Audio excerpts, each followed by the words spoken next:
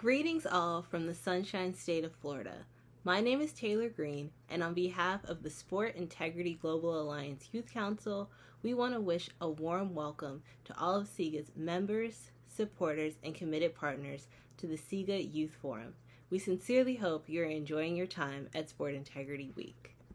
From our first convening as a youth council, it was clear this was a group of leaders destined to make a difference in sport.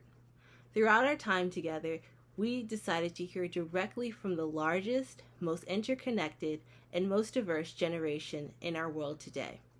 We created a global research project to ask precisely what sport integrity means to us and what is our collective responsibility to preserve all that is right with the game we love. Instead of talking down to or talking at emerging leaders in sport, we decided to bring them into the conversation and have a more expansive view of what sport integrity means, who is leading in sport, and who is affecting change positively. And that is what this youth forum is all about. Based on our research, we decided to gather some of the leading minds in sport around the globe to discuss the most pressing issues of sport integrity today. In this forum, we will highlight the importance of gender, race, inclusion, and diversity in sport. We will emphasize the beauty and strength in numbers and joining forces in sport integrity. And lastly, we will reintroduce the Siga Youth Council and our collective efforts. For more information about the Siga Youth Council, please visit us at siga-sport.org and enjoy the forum.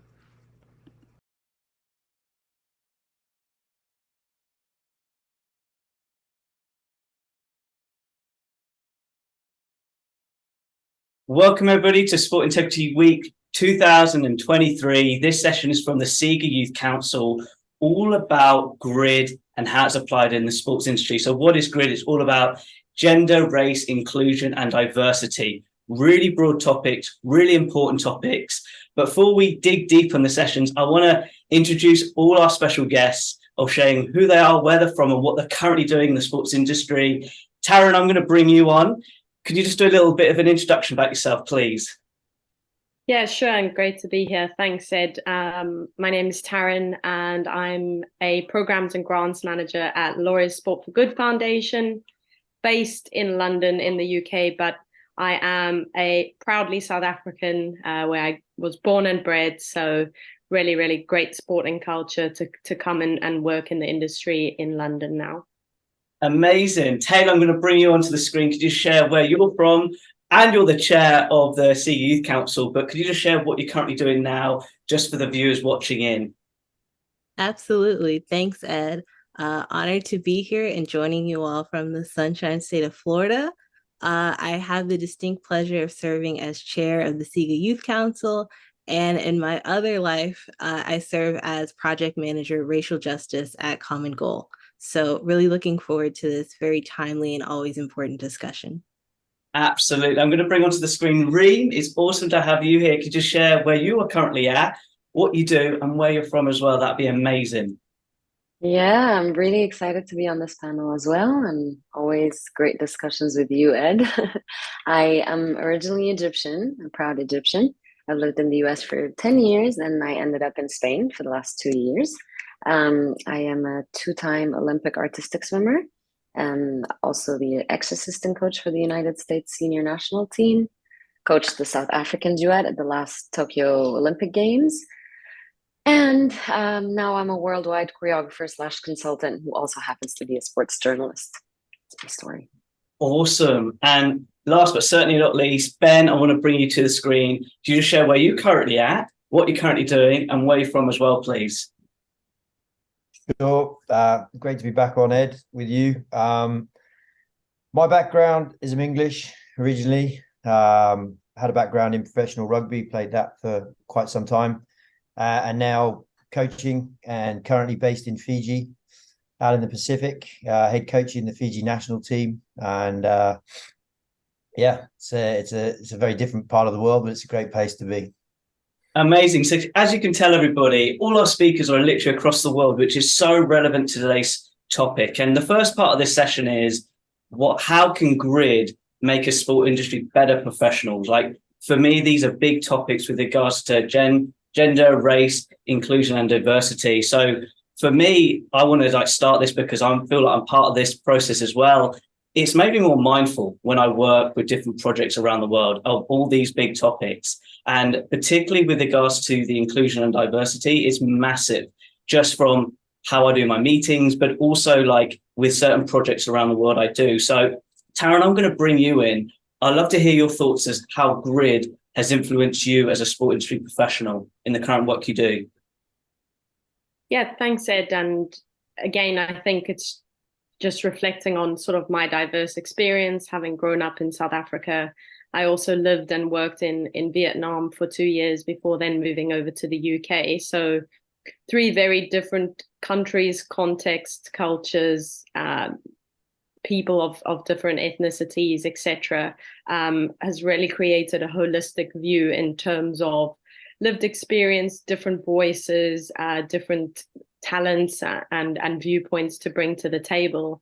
And I think with regards to the sports industry, I think we should look at it as a global industry, because it really encapsulates people from all over the world, different countries, different backgrounds, different situations, and ensuring that all voices are at the forefront in terms of decision making, whether it's going into policy, leadership authorities, to those athletes on the ground who are the face of the industry, and the voice that they can share in terms of what's meaningful and purposeful to them. It's really important that we include everybody from all aspects of life into that, and to ensure that the sports sector grows to be better in the future, for sure. We just dig deep on the personal aspect, because you said South Africa, you're now working in London. Before we went on air, you talked about a project you were doing, Loris, in Hong Kong. Just share a bit of the personal aspects from a learning standpoint. I'm just really curious on that side of things. Before we give case studies at Loris, but from a personal standpoint, that would be amazing. Yeah, I think I'm really privileged to be able to work with Loris, who is a global organization, and we work in 50 countries supporting projects and programs all over the world. So that diversity is really at the forefront of the funding and supporting work that we do programmatically. And I'm privileged enough to be a program and grants manager, meaning I can build relationships, get to see firsthand, learn from people in these different contexts, and those that are actually locally leading organizations on the ground and what that means for them. So from a holistic perspective, it's really kind of broaden and widen my view in terms of what does diversity actually mean, and what does that portray then in terms of the impact it has on the people that they're trying to reach. So for me, that's been really, really part of my personal learning journey, is just firsthand experience, learning from others, diving into cultures and contexts, from food to language to understanding who they are and what makes them, unique and proud of where they're from. And then that again portrays into the organizations that we support and the programs that then they deliver to impact their young people and communities that they work with. Absolutely, and absolutely love that answer. Taylor, I'm going to bring you onto the screen now. I'd love to hear your thoughts from how grid has made you a better sport industry professional. Feel free to share your experience with the Siga Youth Council. I'm intrigued, but from that side of things, I'm really interested from a personal standpoint relating to your experience. Yeah, I love this question because it gives me the opportunity to reflect on my journey with Siga, and thinking about how, in my capacity with the Youth Council, I represent all of us on the now permanent committee for GRID. And so seeing the way in which Siga has evolved and has been much more intentional in discussing gender, race, inclusion, and diversity, even in the framing of our committee, going from being a standing committee to now a permanent committee, as a reflection of the importance of GRID and everything that we do as a sport integrity entity. So having the opportunity to represent not only the Youth Council, but in a way, the most multicultural and most populated generation on the committee is a deep honor. And thinking about the ways in which we've been very actionable and action-oriented, not only in our rhetoric, but in results, has definitely given me the opportunity to collaborate with others and share best practices based on my experiences. And it's informed my work not only with the Youth Council, but also in my work at Common Goal. Awesome. We'll talk about Common Goal really shortly with like the next part of this session. But Reem, I'm going to bring you onto the screen with regards to actually, I want to talk about you being an Olympian from like of grid, of like how it made you more not mindful, but just your learning experience of being an elite athlete, and then how you put those lessons into your coaching career. So I'm really intrigued of how grid has made you a better sporting professional and a journalist too. Yeah. Yeah, I mean, I think just creating an environment that can target any and all sorts of audience and teammates and staff and coaches is probably the most important thing we can do as coaches, no? And maybe as an athlete, I didn't have that kind of experience when I was a teenager, but just moving from Egypt to the US and learning how important it is to pay attention to language and how I refer to my teammates. Communication, you know, in Egypt, we could be a lot more direct, if you will, not in a rude way, but you know, you're used to being told things right away, and then you go to the US and you kind of have to adapt to the culture. You really have to get a sense of what the culture is like, so that the context of your communication, whether you're an athlete or a coach, really speaks to your teammates, speaks to your coaches, speaks to whoever it is that you're leading.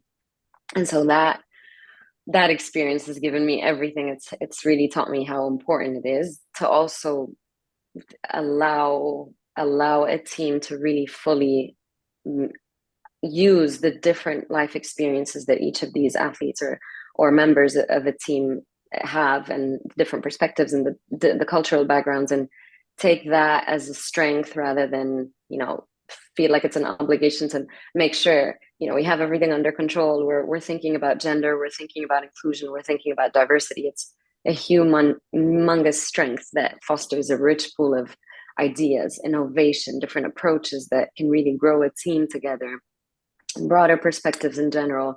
So I could go on, but yeah, that's.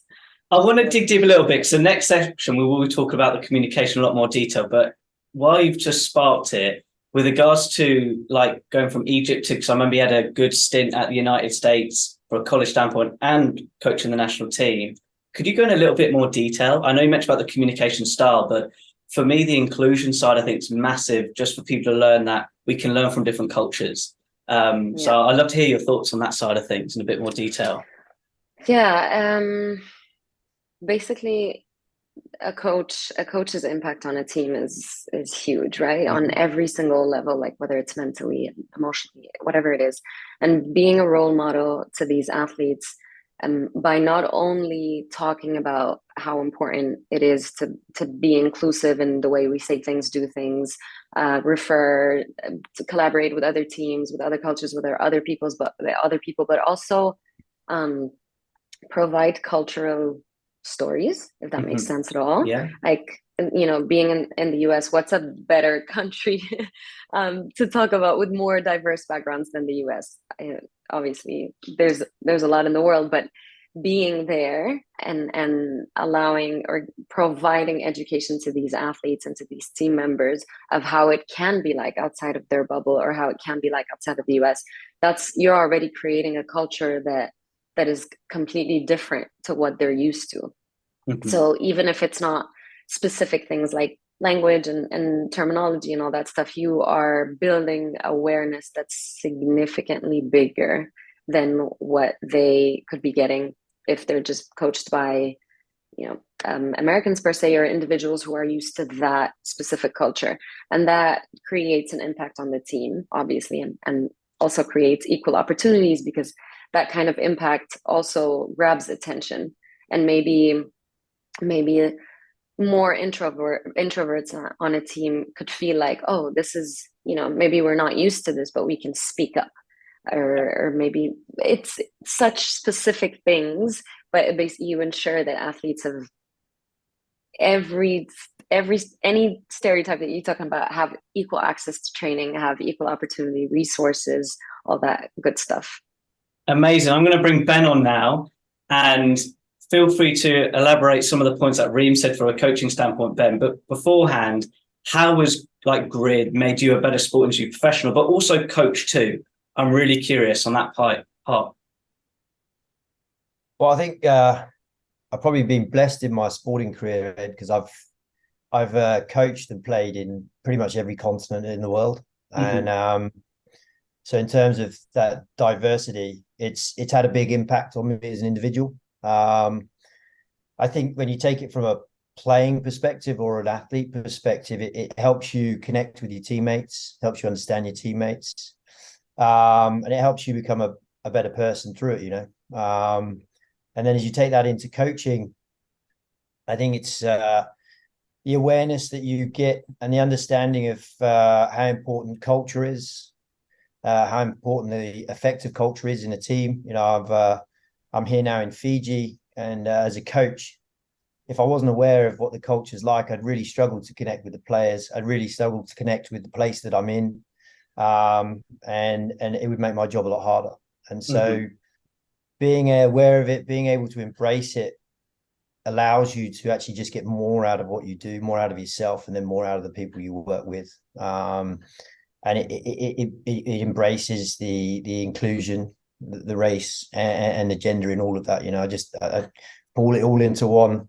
Your ability to work with your peers is, you know, it just helps you become a better operator at what you do. If you're blind to it or you ignore it, you're going to come up against barriers that you're wondering why you're not getting as far as you can. And, you know, having worked in Sri Lanka, in China, that bits in India, the US, Australia, New Zealand, Japan, even just learning the different languages to be able to connect with these people, as we spoke about communication, it just helps in terms of being able to maximize what you can do as in the role you're in. And so from a coaching perspective, I think it's important. And for the players, they know that you understand it, and they know that you support what they want and what their needs are.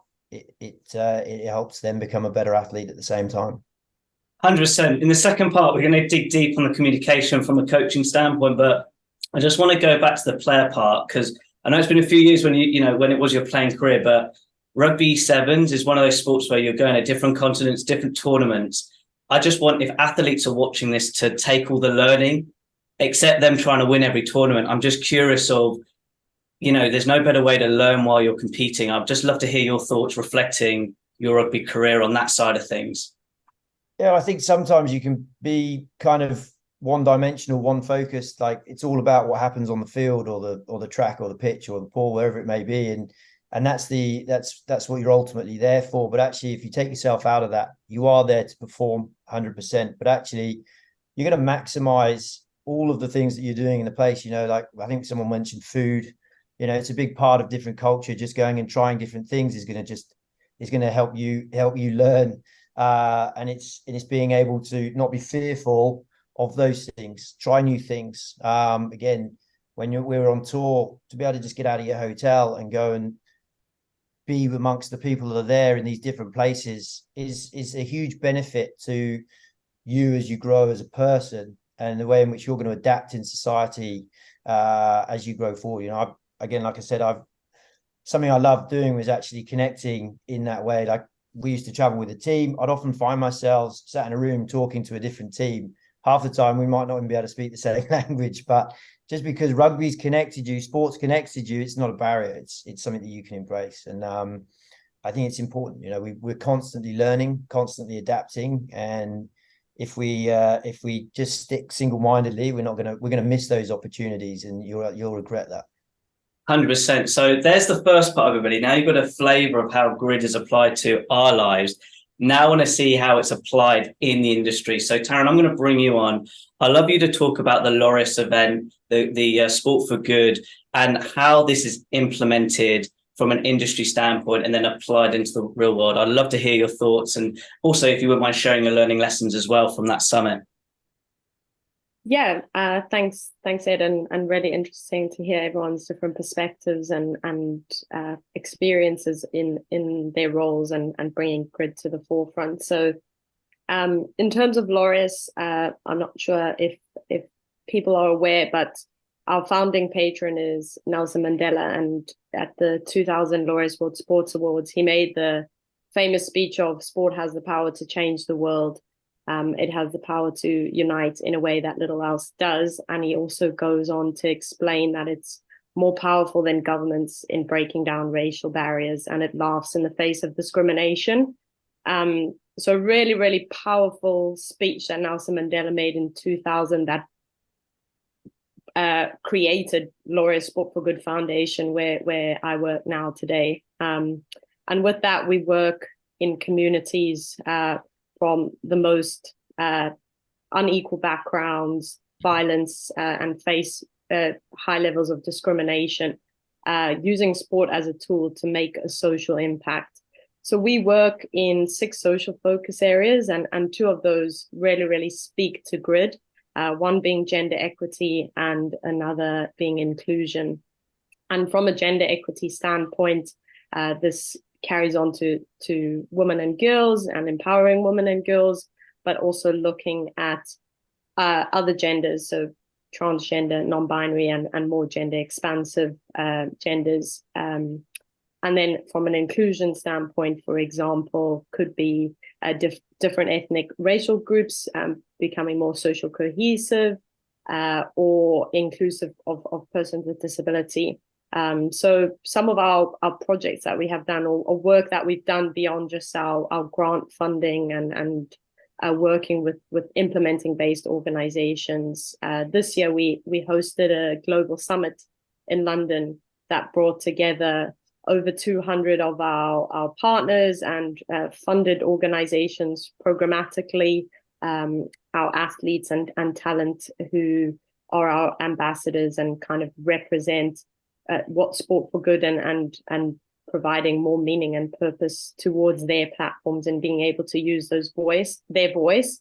So at the summit, we're focused on place-based work and also coaching women and girls. And it was really, really a great and powerful opportunity to bring so many people from different areas of the sports industry, from some of our key stakeholders and partners, from a more commercial perspective, our athletes and talent ambassadors, coaches, etc., who are working in performance and elite sport, and then also our grassroots locally led programmatic partners, and really bringing all those voices to one place around the table, and having kind of the strengths heard around specifically the topic around female empowerment and gender equity, giving women and girls equal opportunity and what that means. And for me, it was just incredible to see how much buy-in there is from different role players and stakeholders in the industry, and that we're all working towards a very clear common goal. But again, highlighting some of the key areas that we can develop on, for example, athletes really speaking out, being clear activists, connecting back to their local communities and what is meaningful to them.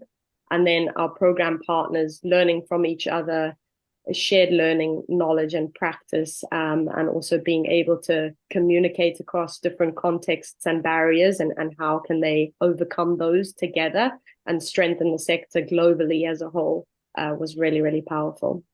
That sounds amazing. Just on the women and girls coaching sort of side of things, I'm fascinated on that point. Could you dig a bit deeper of the learning lessons from that summit and how that's going to be applied from an inclusion standpoint, if that's possible?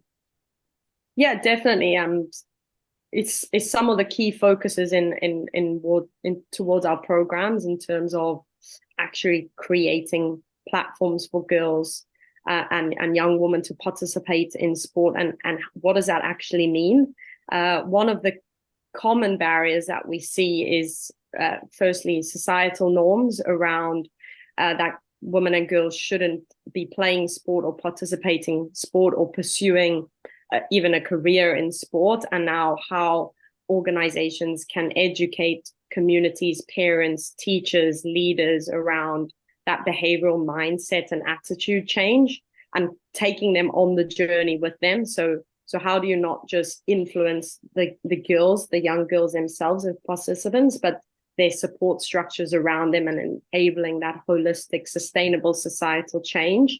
And another one is around clear role model representation. So ensuring that we have female leaders, female coaches, female supporters at the table for girls to then see that there's a future for them, or there's a place for them to either develop as a player themselves or potentially into a coach or a leader within a sports-based organization. And there's that clear picture pathway for them. And again, obviously, different barriers around girls' self-confidence and an understanding of what that means to have a woman to be able to go and speak to and to be motivating and encouraging you around that support system. Really, really key take homes there.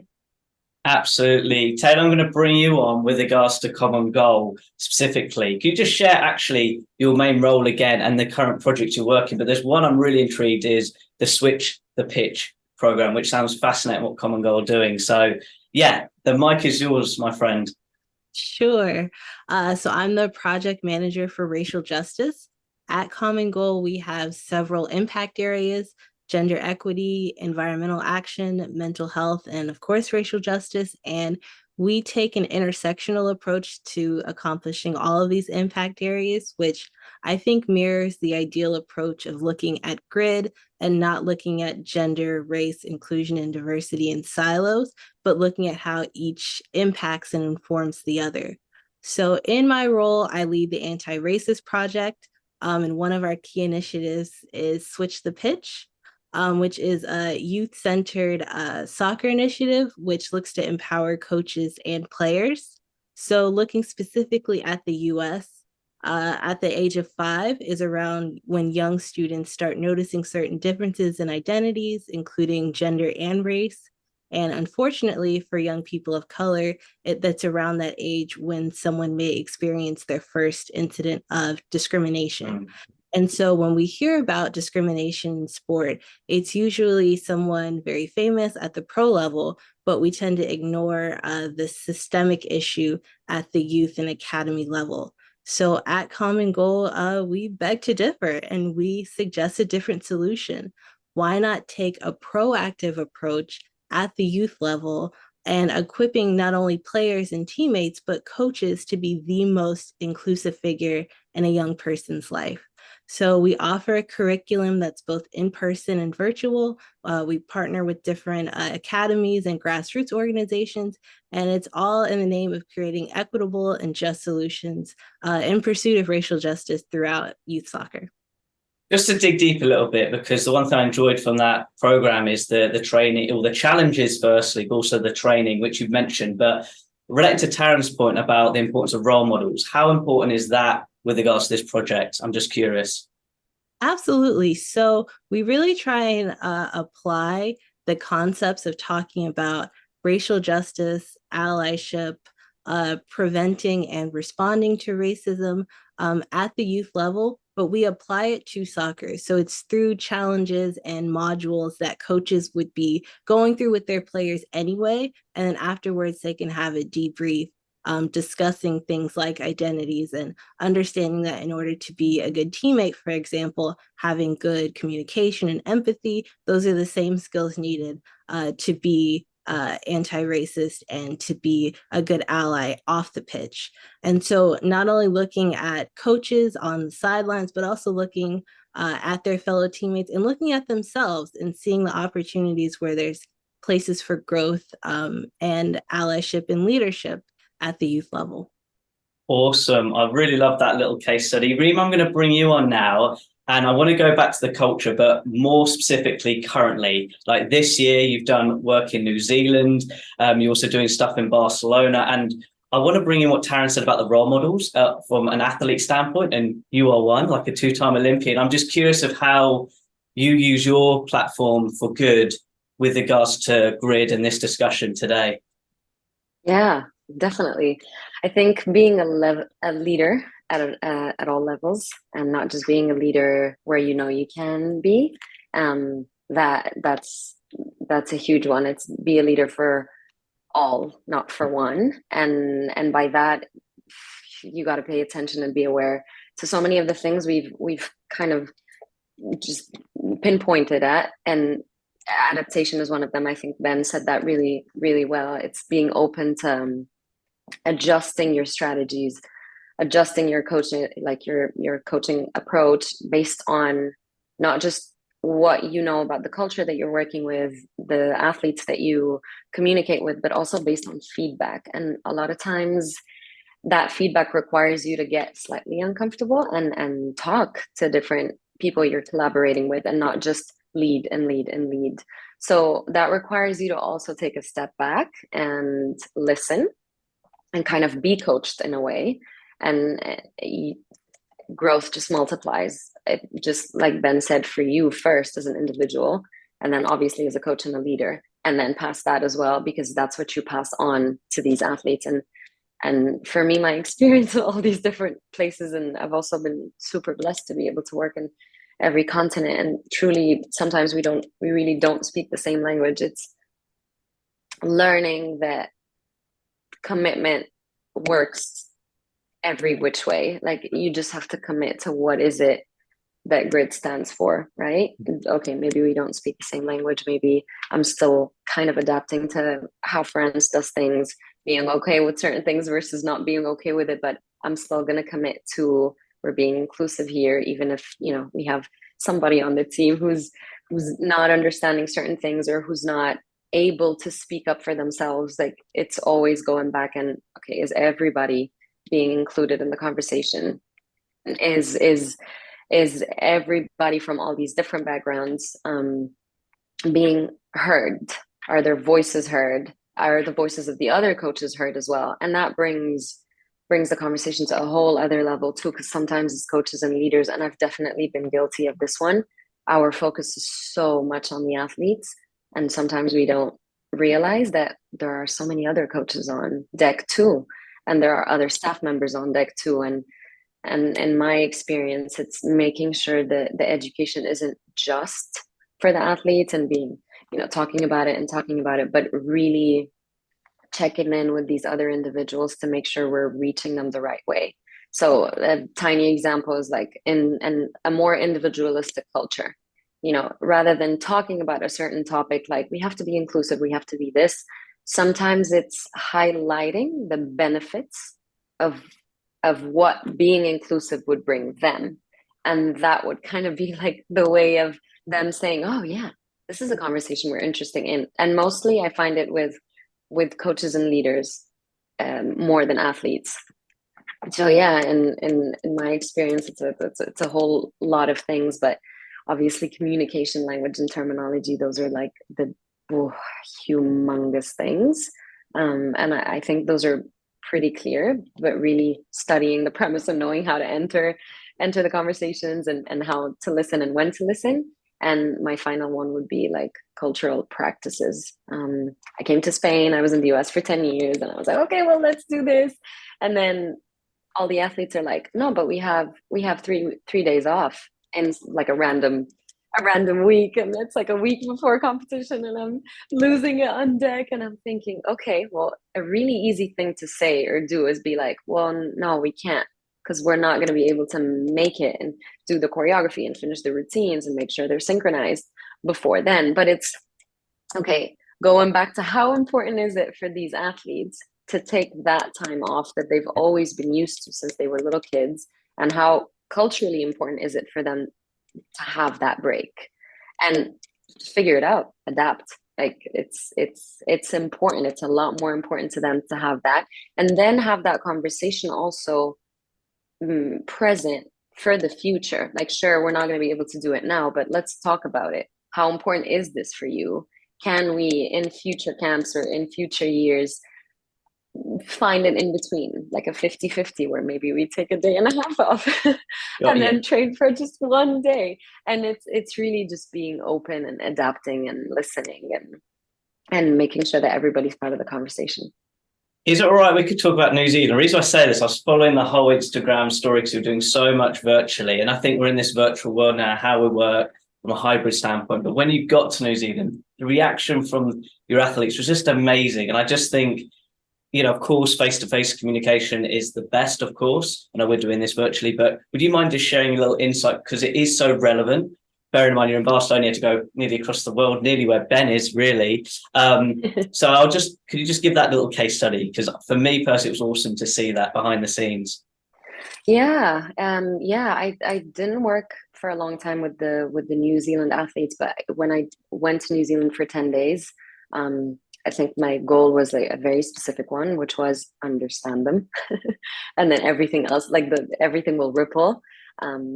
Once we get a bit of a better understanding of who we are as individuals, who they are as a team, what they want, what their goals are. And this might seem irrelevant, but I promise it's the most relevant thing in the world to keep to make sure everybody's being included in the conversation and make sure we're understanding each other well. And it is taking the time outside of practice, outside of, like Ben said, like, the goals and the objectives, and we're here to do this and that, and taking the time to get to really know them on a personal level. That's what I truly did with the New Zealand athletes. And it was 10 days where we had very intense training, so many hours in and out of the pool, but at least once a day we'd be in like a positive circle. We'd call it a positive circle at the end of practice. And then every girl, or well, they were all girls, every athlete had to say something that was positive about practice or about the day. It could start at 5 a.m, or it could start like a minute before we had the circle. And so interesting what they choose to say at the end and what they choose to share and what's important for them and why was that a positive for them. It's like 1 minute, less than a minute, maybe sometimes. Bigger teams, it could be 10 minutes, but it's like every single practice you get some little addition to every single person on the team.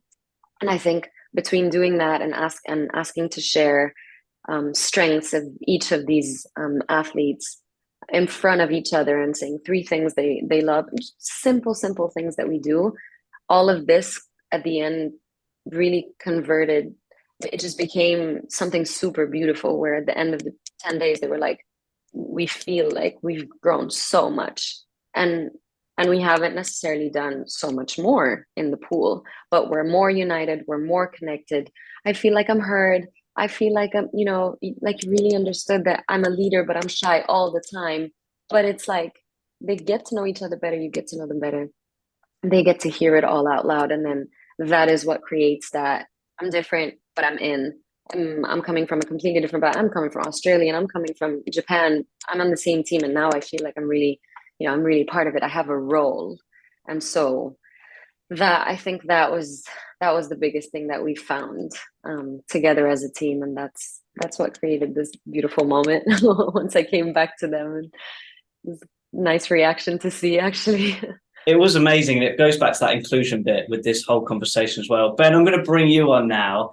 And for me, I want to dig deep a bit more of like the Fiji culture. And if you don't mind, I'm going to share a little case study. And I haven't actually shared this publicly, but I had such a privilege of being one day at a training camp with regards to the build up the Commonwealth Games. And the part I'm going to share was like 45 minutes before Amy Williams did like motivational speech to your players. There was this amazing singing, prayer, culture component, which honestly, from my perspective, I still have goosebumps because it's nothing I've ever experienced from a spirituality standpoint of a team. And I just want to bring this in because we've talked about culture, but I think there's this spirituality of different cultures too. So, Ben, I'd love to hear your thoughts. And yeah, it was such a privilege of mine to meet you in person as well that day. Sure. Well, I think there's quite a big here in Fiji, quite a big Christianity based spirituality, and it is something that has really formed their culture from prior to where they used to be many centuries ago to where they are now. And I think importantly for us as a team, as myself as a coach, we have to embrace it because it's really important towards their performance. And I say that both on the field and off the field. And I think just at the core, I think what's really nice is I think somebody was mentioning mental health. You don't actually at the time you're going through this But actually, when you step back, you realize just how important it is for the players to have this time to connect in a different way. Like it's not been there's been spirituality in other teams, but more so on an individual base, with teams I played in. But here it's a full connection, and I think it just gives them, at the end of a big day where you've in our sport where it's been aggressive and and you've been working hard, that you just step out of that arena and you connect in this way, and the singing, just brings a different atmosphere to the camp. You see faces light up and kind of just a different energy come, and I think that's at the core of it as well. I think it's important. It's been a humbling experience, but something I've really enjoyed. And from a team perspective, I dare say if we didn't have it, there'd be a lot of a different effect in the team. So it's exciting, and I think that's in the other cultures I've worked in, it's about embracing what they do and how they work within those systems. Just relating to saying cultures adapted, I'm going back to that day, because I won't give all your secrets away from a coach standpoint, but there's one thing I will share was between breaks, they would come together as a team, do a prayer together. I always remember it. And then they went back to their individual activities. How important is that as well? Just that it's emerged on and off the pitch, which you mentioned, but particularly on the pitch from a training standpoint. I think it connects to a lot of belief mechanisms. A lot of what we're talking about, we grow up with different beliefs, right? And it's not that anybody's right or wrong, but I think what we're trying to do here with Grid is change the story a little bit and change those belief mechanisms, that it's not one way or the highway. We can connect and we embrace all of what we've been discussing. And I think for us as a team, we emulate that on and off the field, and in their belief mechanism. It's a good break for them to reset in training, and come together. They reiterate why they're here, what they're doing it for. We talk about goals, but it's common goals that bring people together, and that's how we bring the team together. And from that little moment on the field, they know they're back in the game or the training session, and we can go back on and focus. It's really, like I said before, as a coach, it's a really nice thing to have.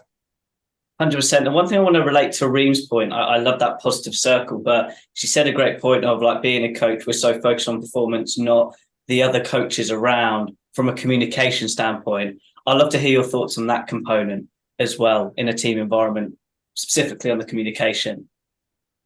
Yeah, well, I mean, from coaching, there's always this big focus. It's technical, it's tactical, it's physical. What we don't realize is just how much it's about people. If you don't connect with the people, and if you don't understand the person, you're not going to get the best out of them. So you can push them as hard as you want. You can give them all the best technical information in the world. But if you're not connected with them, there's a huge barrier there that's going to get in the way of both their performance and a team performance. And I guess one of the big things to do with that is be able to communicate effectively. And there's many different ways to communicate. For me here, English is more common language, but a lot of the players will nod their heads and say, yeah, I understand you. But what you realize is they're not taking half of it in. So one thing I use quite commonly with is everything I say, I get my assistant coach Pete in Fijian, so that just making sure that the messages I'm trying to share are shared with them. And it's a nice thing for the players to have when they stand up. They're a very shy group. They don't like talking in front of people. I want them to do is to be trying to communicate in English, not going to come across, so getting them to just communicate in their own language, and then it's translated back to me, allows them to feel comfortable in that atmosphere. And again, it's just small things that make big changes in the way that you can come together as a team, in particular for us as a team environment, and enhance performance and that awareness between yourself as a coach and your athletes. I love that. I love that point right at the end. So there we have it on this part. We've just shared like real case studies of how grid is applied. So this is the final section, and that is like, what one tips, this is to my speakers, what one guidance tip would you give to the viewer right now to apply this grid mentality to either personal development or the organization they work in? So Taryn, I'm going to bring you onto the screen. What's that one guidance tip you would give? Yeah, thanks, Ed. And I think really important that we send a bit of a take home and a call to action, and hopefully everyone will be able to learn something and implement something beyond this session. So for me, it would be about intentional inclusion, and that being at a personal and an organizational level. So it's not just a box ticking process. Grid isn't about just ticking those boxes because you're supposed to, or you have to, but it's about your education journey, and it's a constant journey. So Grid is always evolving. Our inclusive language, cultures, etc., are always evolving. So what I know today isn't necessarily going to be relevant tomorrow, but ensuring that I'm intentional in my learning and my actions means that then I can also portray that across the organization that I work for. And I think starting at a personal level, getting the buy-in, bringing everyone along the journey at first, do things like recognize your biases, make the small wins, the small changes that can have a larger impact. And then you can take that more broadly into an organizational level and have that buy-in where everyone has a responsibility and accountability towards Grid from the bottom all the way to your senior leadership. Really, really important. So be intentional, the one I'm going to get there. I love your whole answer, but I think be intentional is the key one. Taylor, I'm going to bring you onto the screen. Like, what's your one guidance tip for the viewer with regards to applying Grid? Yeah, I'm reminded of the Siga Grid Committee. Our co-chair, Karen Korb, she always says, if you do not intentionally include, you will unintentionally exclude. So my takeaway would be to get serious about Grid and at the organizational level, especially with those with agency and the ability to truly make change, to put forth the financial investment into Grid. Our budgets are moral documents. They reflect what we care about. They reflect what we prioritize, they reflect what we measure, and they reflect what we're going to get done. So put forth the financial investment. We're currently doing a research project in looking at young adults in sport integrity, and the number one threat to sport integrity from people 18 to 29 years old was a lack of diversity and inclusion. So for those of you at the organizational level, I would say get serious and put forth the financial investment. I love that point of like moral document. It's so true because it relates to our values as well. Reem, I'm going to bring you in. What's that Grid tip you would give to the live viewers right now watching? I would say collaboration other than adaptation. So really collaborating with other sports organizations, with other individuals who are different than ourselves, because in my experience, that is the hardest part. It's a much smaller window. So it's just allowing ourselves always to share best practices and to learn from different people who are collectively driving change to break specific stereotypes that we have. Love that. And Ben, finally, your Grid guidance tip to the viewer, please. I got a couple of things, Ed. One, I think just realizing how powerful sport is. We mentioned it early on, but reminding ourselves that we're fortunate that sport creates a vehicle that we can support the conversation that we're having here. And the second one for me, I use in coaching, it's scan, act, adapt. It's based on decision making, but I think the important part of that first process is the scanning, it's the observing, it's the taking in. And if you're able to do that in the environments you're in, rather than coming in and going, rah, this is me, this is what, taking it all in, being aware, and then acting and adapting in the right appropriate way is something that's going to hold you in good stead as we move through the environments we do. Absolutely. So there we have it, everybody. Thank you for my speakers. But with regards to you watching this, yes, I mean you, are making you accountable. Hope you've got a better understanding how Grid is applied in the sports industry, but most importantly, how you can apply it too. So on that note, enjoy the rest of Sport Integrity Week. Thank you to all the speakers here and enjoy the week ahead. Take care. Greetings and welcome to Siga's Youth Forum. Today's discussion is Strength in Numbers, Joining Forces for Sport Integrity. To further Siga's mission to be a repository for substantive initiatives to advance sport integrity, we recognize the need for a community to gain and exchange knowledge. To encourage expanding beyond organizational silos, we will devote the session to learning from fellow organizations pursuing sport integrity, young industry professionals, specifically requires innovative solutions to solving emerging threats to sport integrity.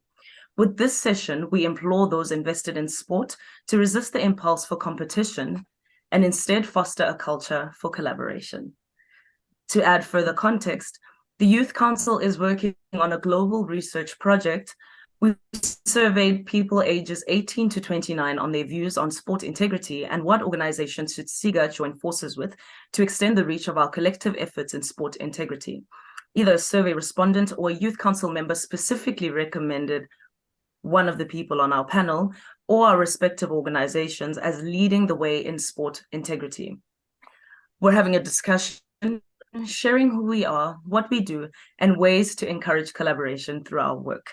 We have a wonderful panel, which includes Richard Sakiado, Education Project Manager for International Tennis Integrity Agency, Adiola Adesoba, who is the founder for Sport for Peace and Youth Development Initiative, Osazamen Agedo, who is the team lead for the Volunteer Addict Academy, as well as Taylor Green, project manager for Racial Justice Common Goal, and is also from Siga and is the main person who has brought us here together.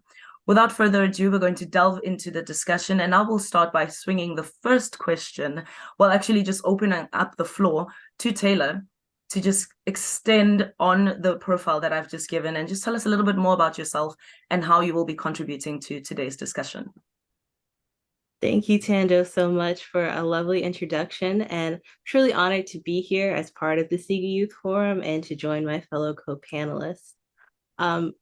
This panel was originated in part because to complement our global research project, as you mentioned, and to continue the theme of fostering more innovation and collaboration as opposed to competition among young leaders in sport.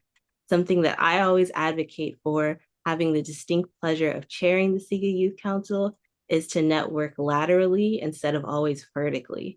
And so joining people who are in similar positions in terms of their careers, their lives, and their aspirations as myself. So I'm looking forward to a great conversation. I'm looking forward to discussing my work and hopefully sharing best practices, both with Siga and with my work at Common Goal. And I'm looking forward to learning from my fellow co-panelists with this great discussion. Thanks for having us. Thank you for bringing us together, and we're definitely looking forward to all your insights. Now, I'm going to hand over to you, Richard, and you are calling us from the United States, US Open to be precise. But just break down a little bit more, share with us what you're doing and how you're going to be contributing to today's discussion, particularly from the perspective of collaboration. I see here that you raised around the US Open, not just the US Open, but also other Grand Slams. You did mention off the record that you were here in Paris not too long ago for the Roland Garros. So just building on the importance of collaboration and perhaps just throwing in a little bit of your bio as well.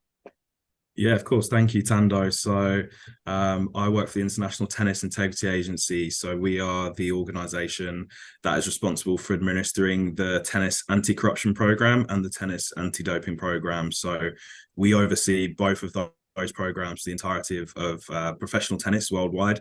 And we're actually funded by all of the governing bodies of tennis. So the ATP, the Men's Pro Tour, the WTA, the Women's Pro Tour, the ITF, who are the International Federation for Tennis Worldwide, and then the 4 Grand Slam tournaments that we've spoken about there. And my role, I sit within the education team. So we're responsible for creating an education program to help educate players, officials, coaches, tournament staff, agents, everyone involved and connected with professional tennis, including juniors making their way up into the international circuits, to understand about these rules and the values of tennis and making the right decisions off the court as well. So it's fantastic to be with such a great panel here. We're always looking to share best practice and from a sporting perspective to share what we learn with other organizations as well. So looking forward to learning from all of you today.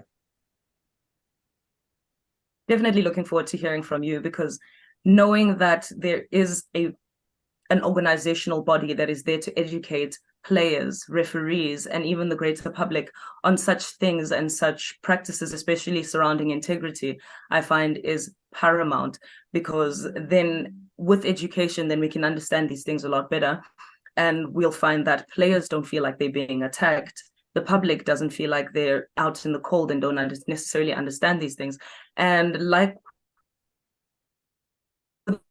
everything else, I genuinely think that education is imperative to having people understand the evolution of these things, because we do see in sporting codes, and we've seen it in football, we've perhaps seen it in tennis, the rules are constantly evolving. And so having educational bodies is absolutely important. And so I am looking forward to hearing more of your insights as we come back to you. And I'm throwing the mic to Osazemen, who's joining us from Germany.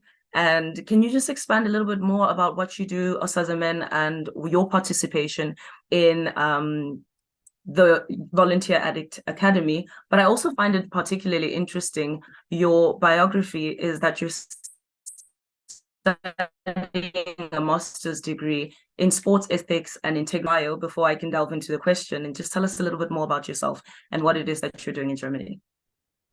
Okay, thank you very much, Dando, for the beautiful introduction. Yes, like you said, my name is Osazeme Agedo, and I'm the team lead for the Volunteer Addict Academy. So it's an organization that is fully involved with raising volunteers, training volunteers, and also connecting volunteers with volunteering opportunities. Currently, the organization is based in Nigeria, so I'm working remotely with them. And also, like you mentioned, I have a master's in sport ethics and integrity. I just graduated in July. So yes, I have a master's completely in that.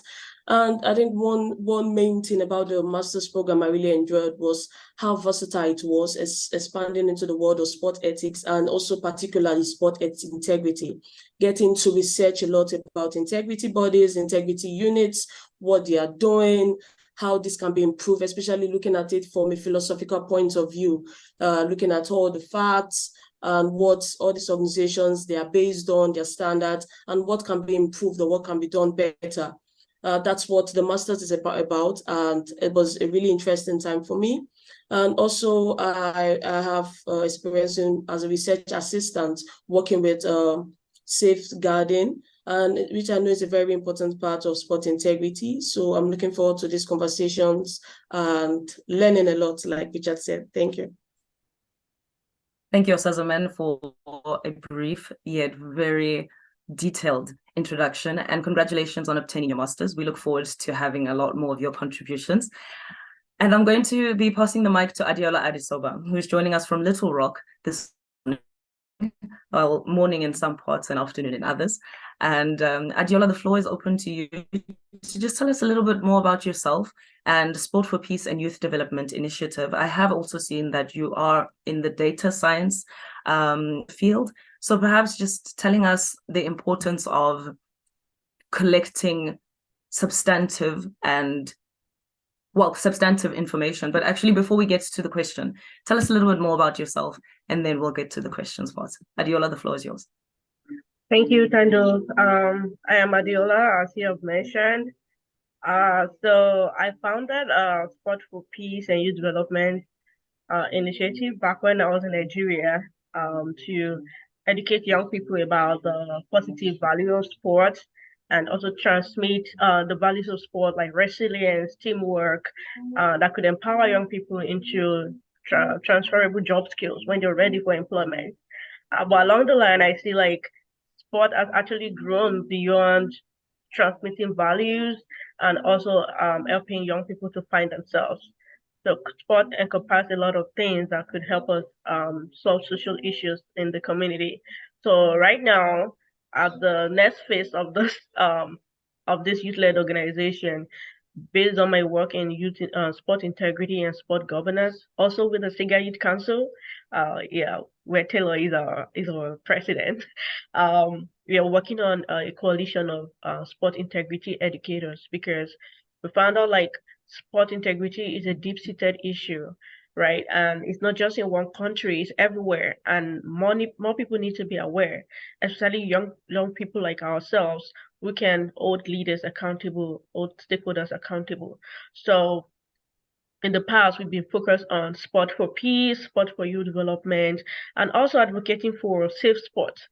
Athletes, we want people who participate in sport, young people, children, women and girls, to be able to participate in a safe environment where they are not susceptible to threat, to abuse, or any sort of manipulation. And that is where integrity issues also come into play. You see that integrity is also interwoven in all of these issues. So you can separate integrity issues in sport from safeguarding in sport, from gender equality in sport, from mental health of athletes in sport. So all of these issues are interwoven, and using the platform, the Sport for Peace and New Development platform, to solve them, and also with the Siga Youth Council, to carry out research and talk to young people and organizations working on these issues on how better we can solve them. Thank you very much, Adeola. And you actually touched on a point that I was going to bring up as a question to Taylor. And that was, this can be such a very broad topic when we're speaking about sport integrity and we're joining forces. Who is joining forces? Is it sport integrity for women? Is it sport integrity for people who were previously marginalized? And that does not necessarily mean it is just women. I will bring it to one of the most recent events that happened where the question of integrity has come to the fore and holding leaders accountable. If any of you caught the Women's World Cup final match and the celebrations and the handing over of medals, and Jenny Hermoso comes to the fore and being kissed on the lips by the Spanish Football Federation president. And that is where now leaders are being called to be held accountable. How important is it for organizations such as Siga, and how much weight do they carry in holding leaders accountable for such occasions and such events that take place? And it being not just organizations where people like ourselves gather and have meetings, and where leaders are actually going to be taken accountable. Yeah, that's a great question and a very timely and poignant one, unfortunately. On the one hand, we've seen that this is the most, I would argue, socially active and internationally engaging World Cup. But at the other hand, at the true pinnacle of women's soccer, we're talking about, unfortunately, a man and his misconduct. And good for Jenny Hermoso and the Spanish women's national team to pursue action and to hold the leader of their football federation accountable. So one thing that Siga has really pushed the needle on is being very vocal with making statements when it comes to international global events. And in my opinion, to do so, to have a more expansive view of what sport integrity means. In our research project, one thing that we wanted to do was specifically ask people, what is your definition of sport integrity? What does it mean to you? And what are the recent threats to sport integrity? And the number one threat to sport integrity from people ages 18 to 29 is a lack of diversity and inclusion. So if we're not having a globally expansive view of sport integrity and making sure that we're having an inclusive view, then we're not having a fully actualized movement when it comes to sport integrity. I'll give another example regarding international organizations. FINA, the International Governing Body for Swimming and Aquatics, a couple of years ago, had a ban on the soul cap, basically a swim cap for people with quote unquote ethnic hair, which would primarily impact women of color and in particularly Black women. So Siga and our Committee on Gender, Race, Inclusion, and Diversity partnered with other organizations such as the Black Swimming Organization and other organizations within the UK and the US to put out a statement saying that this is inappropriate, why this is inappropriate, and who this impacts, and why specifically this is a sport integrity issue. So making sure that we're on the forefront and that we're being proactive when it comes to statements and not always reacting to something negative is something that we're very adamant about here at Siga.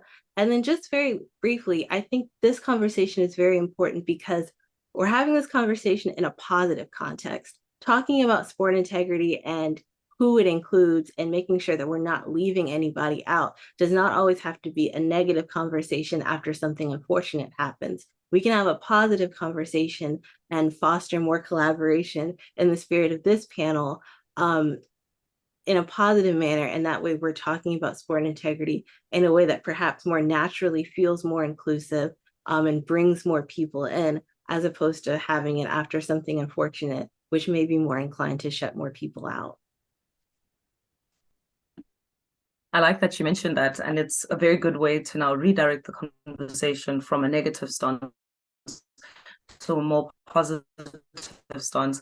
And also, I'm going to bring the discussion to you, but in going forward in the next point, I will be opening with a question, but please feel free to have a flow in a conversation where I'm not just throwing the question to the respective speakers or panelists. So Osazemen, bringing it to you, you mentioned earlier that one of the main duties or one of the main objectives of the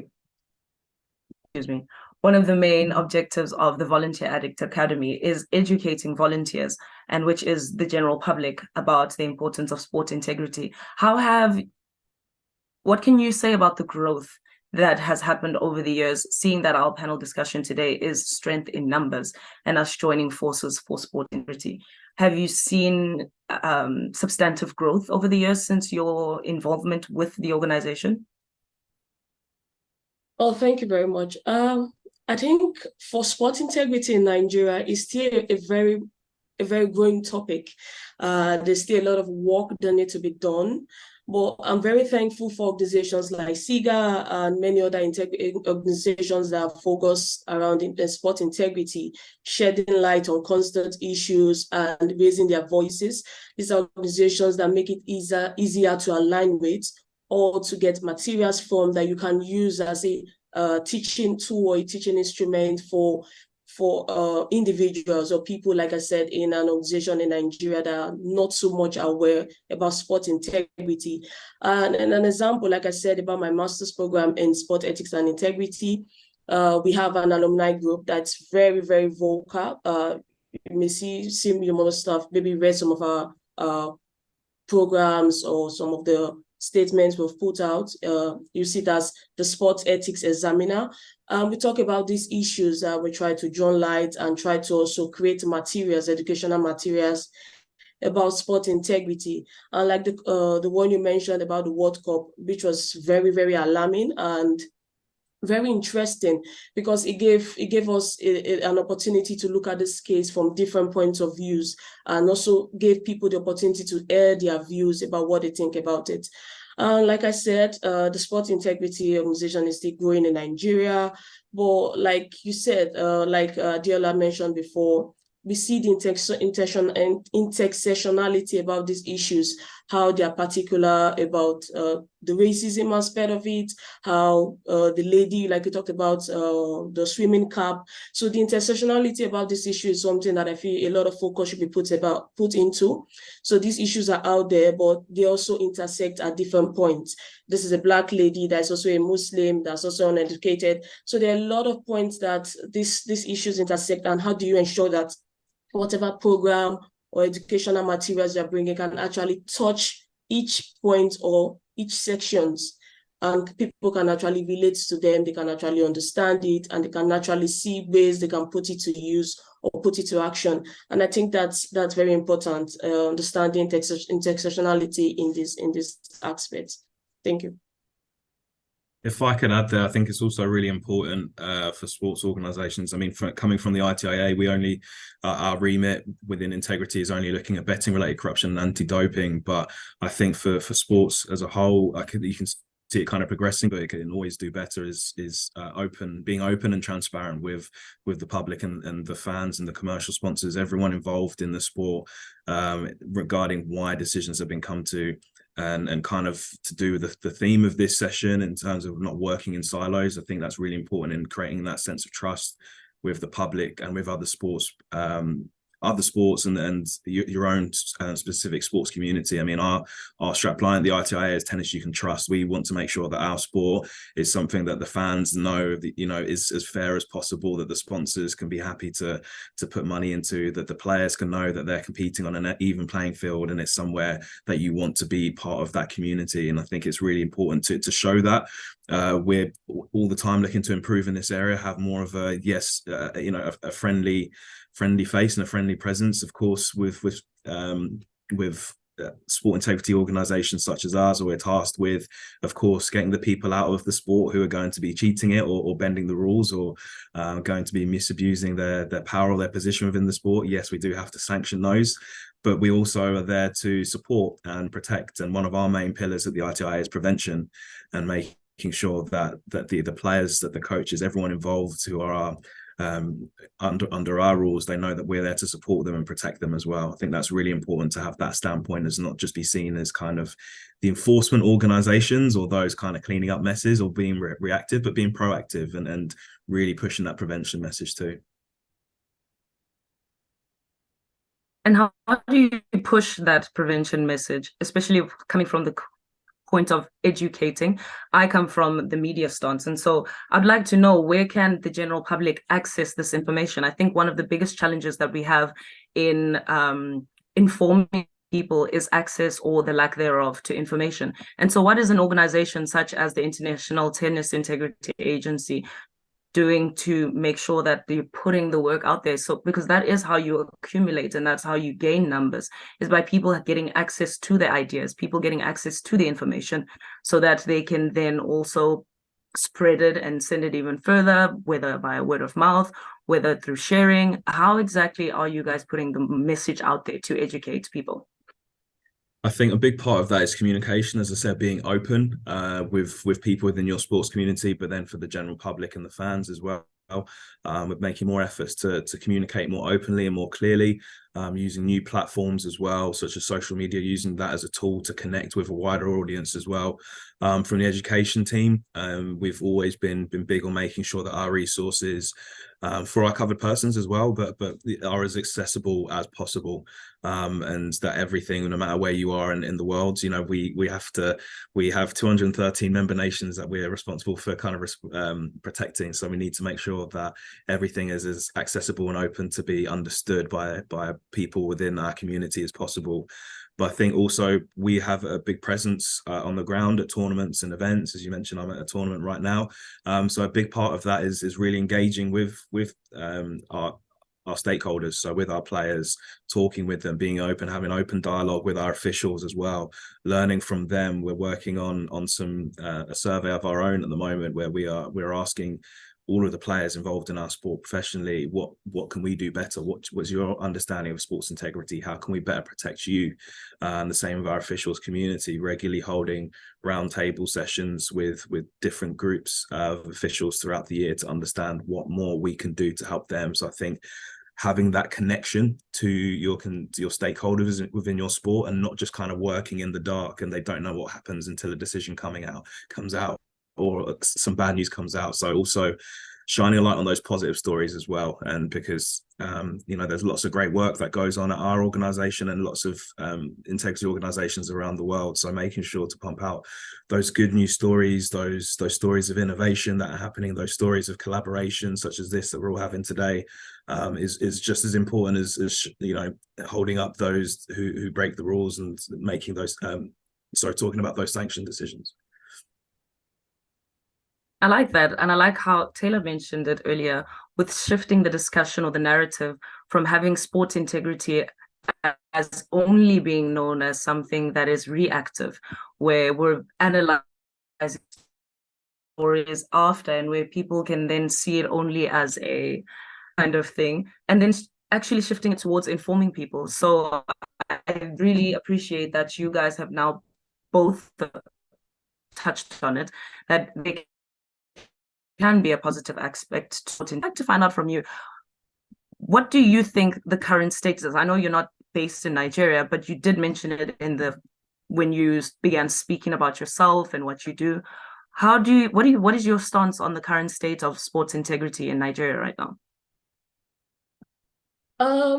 So currently in Nigeria, we really don't have any integrity body working. So most of the, like Richard mentioned about the educational materials, these are ways that most organizations try to get enlightened and abreast with issues by getting educational materials from sports integrity units or organizations that involved with it.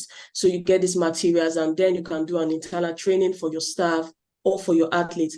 And it's really important, especially having athletes that are aware with what's happening, what are the do's and don'ts, and what are the, especially when it comes to issues of anti-doping, your athlete needs to be enlightened and educated about the issues, so they know that, so when they get a sanction one day, they're not like, okay, what happened? I didn't know this is wrong. So education is really, really important. And I think that's one of the kind of thing we're trying to ensure or encourage people to be more abreast with.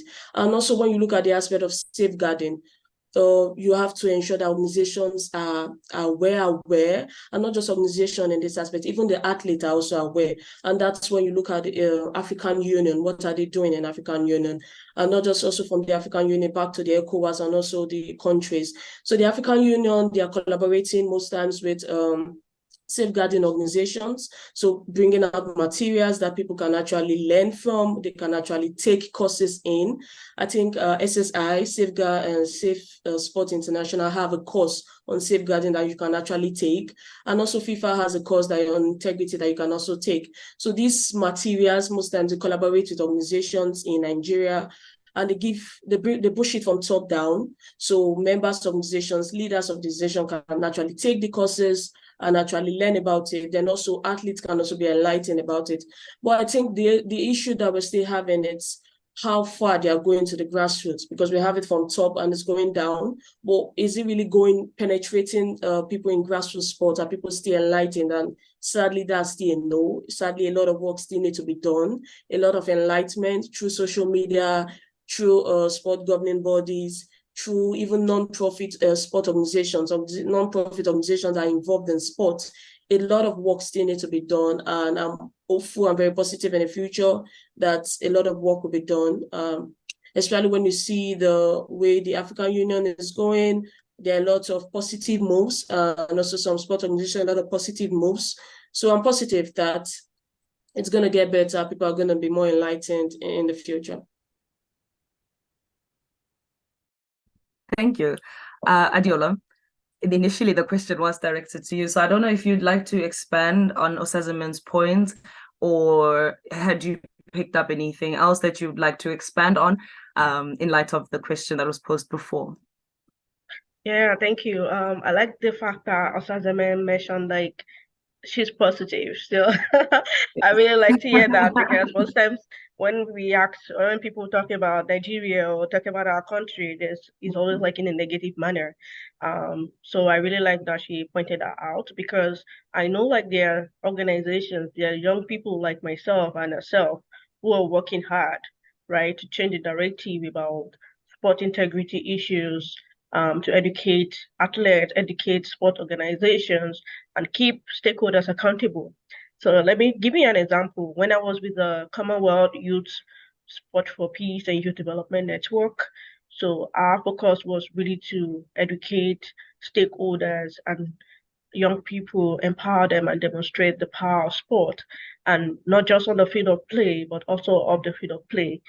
And we took our advocacy to lobbying the National Assembly, the Federal House of Reps, to pass some bills, some important bills, the sports fund bill and all of that.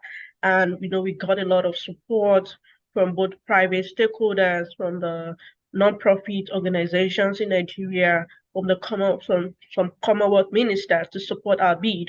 And we saw that go into the second reading, and eventually it was passed. So that was a major milestone for us as a network.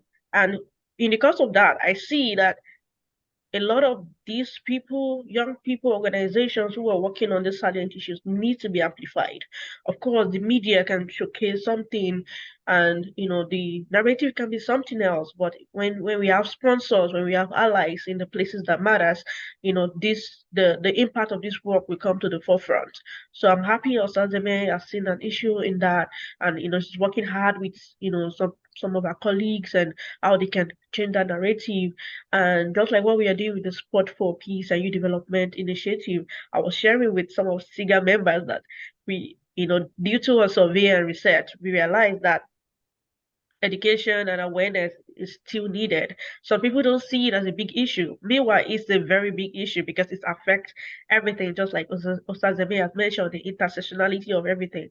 So more awareness, more education. And so we are starting with something called the Coalition of Sport Integrity Educators, right? So not just individuals, but like collaboratively bringing young people using their platforms to expand that reach. And Tando, you're in the media, so we need more media voices to amplify the voices of those who are working in sport integrity, to tell them that we are making moves, right? We are changing the narrative one person at a time, one organization at a time, one stakeholder at a time. And like the vice president of Siga mentioned on our call the other day, that sport integrity, solving sport integrity issues is a journey, right? Sometimes you see some wins here, sometimes you see like some stalling here, but we are encouraged that more people are going to be aware of it, and I believe that's the same case for Nigeria. When young people's voices are more amplified, the support for organizations working in this field are more amplified and generated, then we'll see that positive change faster. I like that you mentioned, you gave us an example, because I think now when we're working with examples, then we can actually start delving a little bit deeper into what we're working with, and also breaking down the notion or the concept of strength in numbers. Can you just break down to us the step by step, because I know that it's something Richard can contribute to, it's something Osazamen can contribute to. So here I'm opening the floor to all three of you, and you can expand in different ways. But what is the step-by-step process of approaching a particular case, and just how does then an organization such as the ones that you are involved with come into play when you have a particular case, in whether it's with representing a player, whether it's with representing an organization? I think in layman's terms, or just to explain it for the average Joe who might just want to understand, because when the media is supposed to put a story out, yes, we're putting it out for people who are well-versed or who are knowledgeable on certain topics. But I do think that one thing that we are missing, well, not necessarily missing, but I feel like if we can touch on how we can educate then the layman, but I think I'm going off on a tangent here. But what is the step-by-step process of identifying a particular case and then getting involved? I know in Paris, there is, well, not in Paris, but in France recently, and maybe you might understand it because when you mentioned intersectionality earlier on, you mentioned that a woman might be Black, she might be Muslim. Earlier, I don't know, it's been going on for a few years now, the case of hijabs being forbidden or not allowed in women's sports in France. The step-by-step of the case has been something that's been particularly interesting to me, having now recently moved to France and realizing just how important it is over here. So what is the step-by-step of the case being brought up, and how the organizations then coming in to get involved, and to what extent is the involvement in these cases? Because that then speaks directly to the strength in numbers, where a case that might have been a case for one particular player becomes a case for all Muslim women or Black women. And how does that expand, particularly with involvement of organizations for integrity? This is open to anyone.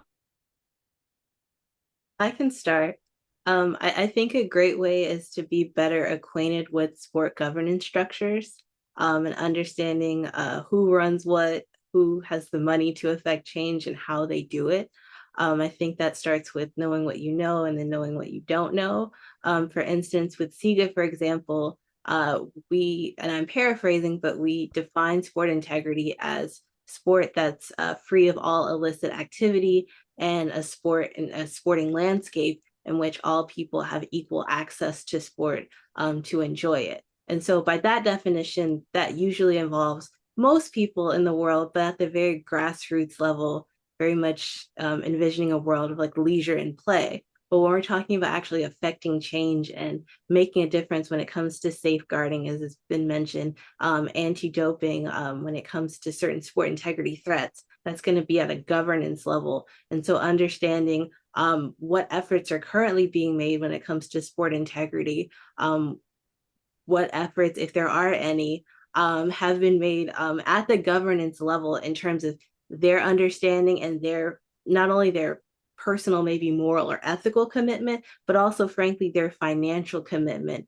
to affecting change in the long term, and making sure that sport integrity is something that we've mentioned here is done from an intersectional standpoint. And to me, that goes hand in hand with a more holistic standpoint, that we were actually getting to the nucleus of the issue and really getting to solving these issues sustainably and for the long term, and not just solving it for PR or for something in the short term, assuming that, Tando, you might appreciate this from a media standpoint, something that's in the news cycle and then goes away, but that we're specifically solving the issue and getting to the root of the problem for a long period of time. So I think starting with sport governance and starting with those organizations would be a welcome start.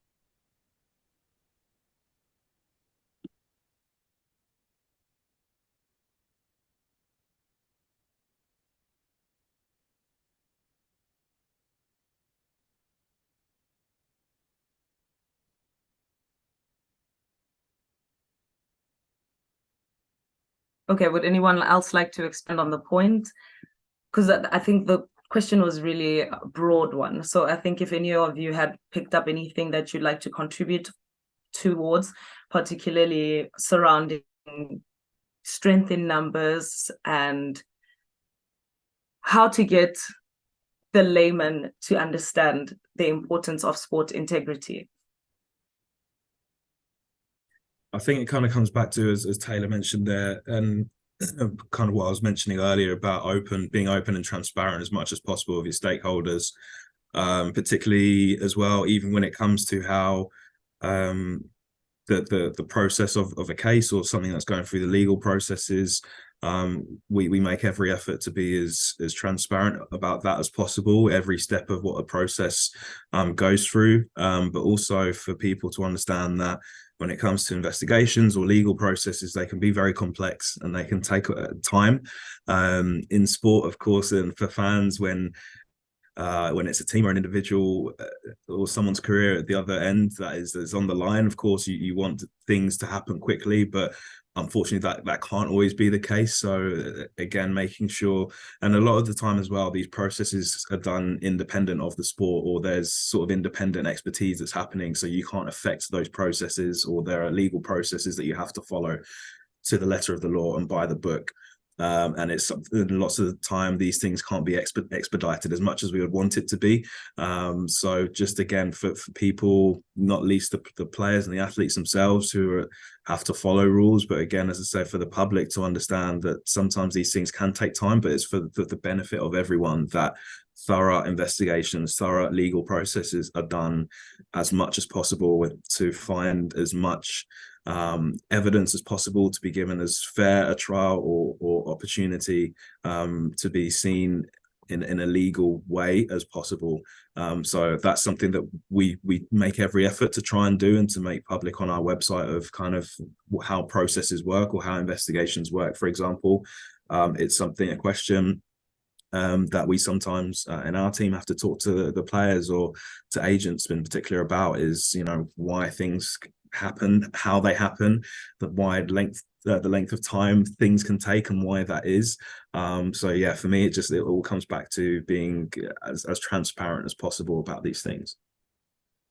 And just to pick up on a point that we mentioned earlier, but just to reemphasize, I think the beauty of Sport Integrity Week and this youth forum, in terms of meeting people where they are, and in terms of in layman's terms, is that there's always opportunities and new opportunities to educate people. And that, I think, something that's very deeply humbling in my work, and I'm sure on behalf of all of my panelists, is that there's always times to introduce people to the idea of sport integrity in our respective organizations, or in certain countries, or in certain grassroots NGOs. And so we should never assume that there's just a one specific definition of sport integrity or one way forward, and that the beauty of having strength in numbers and joining forces is that we can all learn from one another, and that we can all use these opportunities to frankly reintroduce the ideas of sport integrity and re-emphasize why this is so vital. So I'm really heartened by this conversation because I look at this panel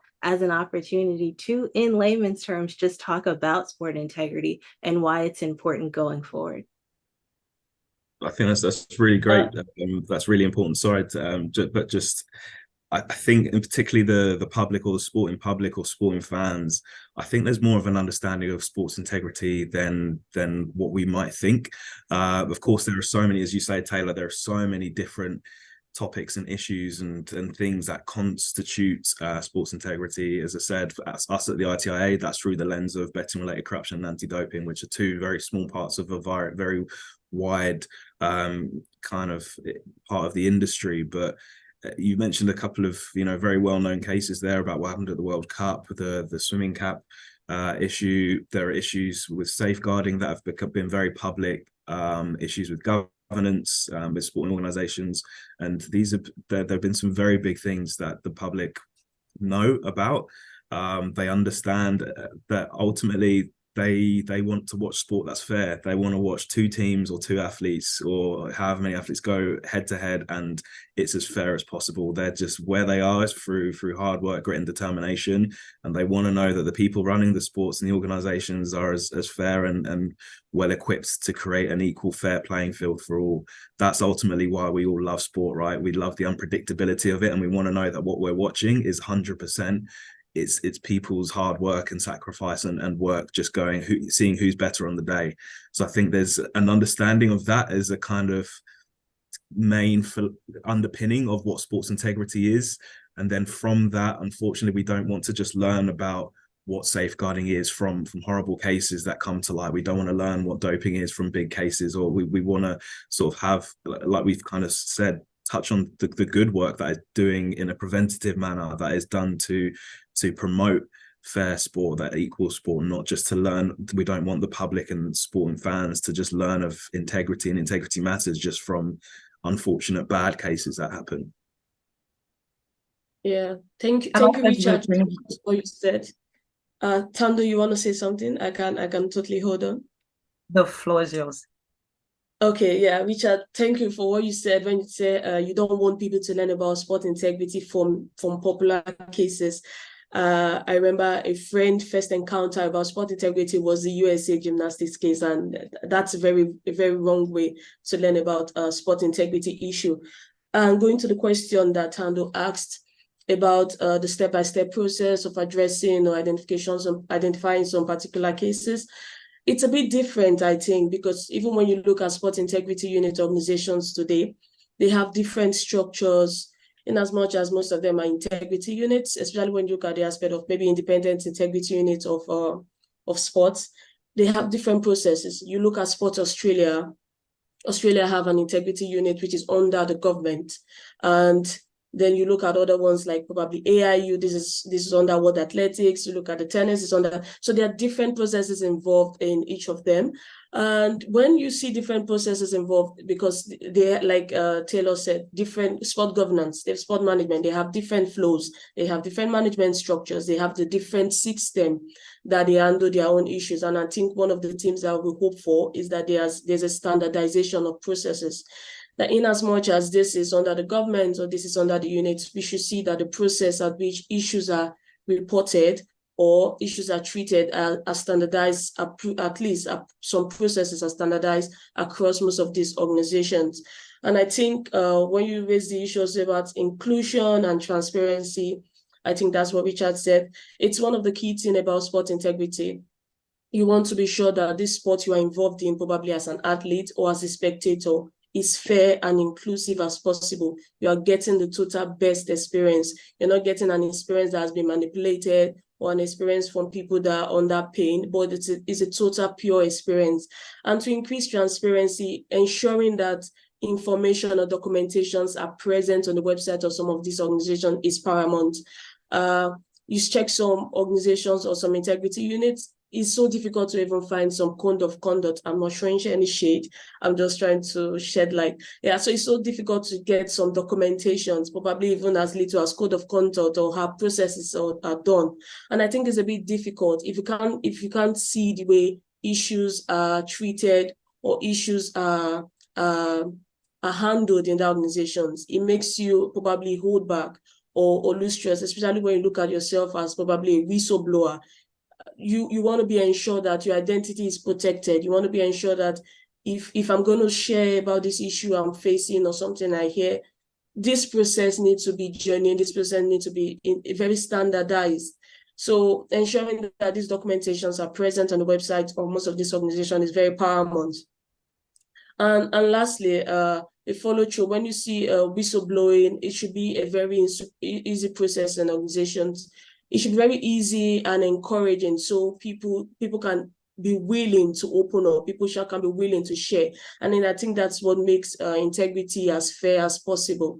You're encouraging people to share, and you're also telling them that if you share, the process this is going to go through, it's going to be very, very, very standardized.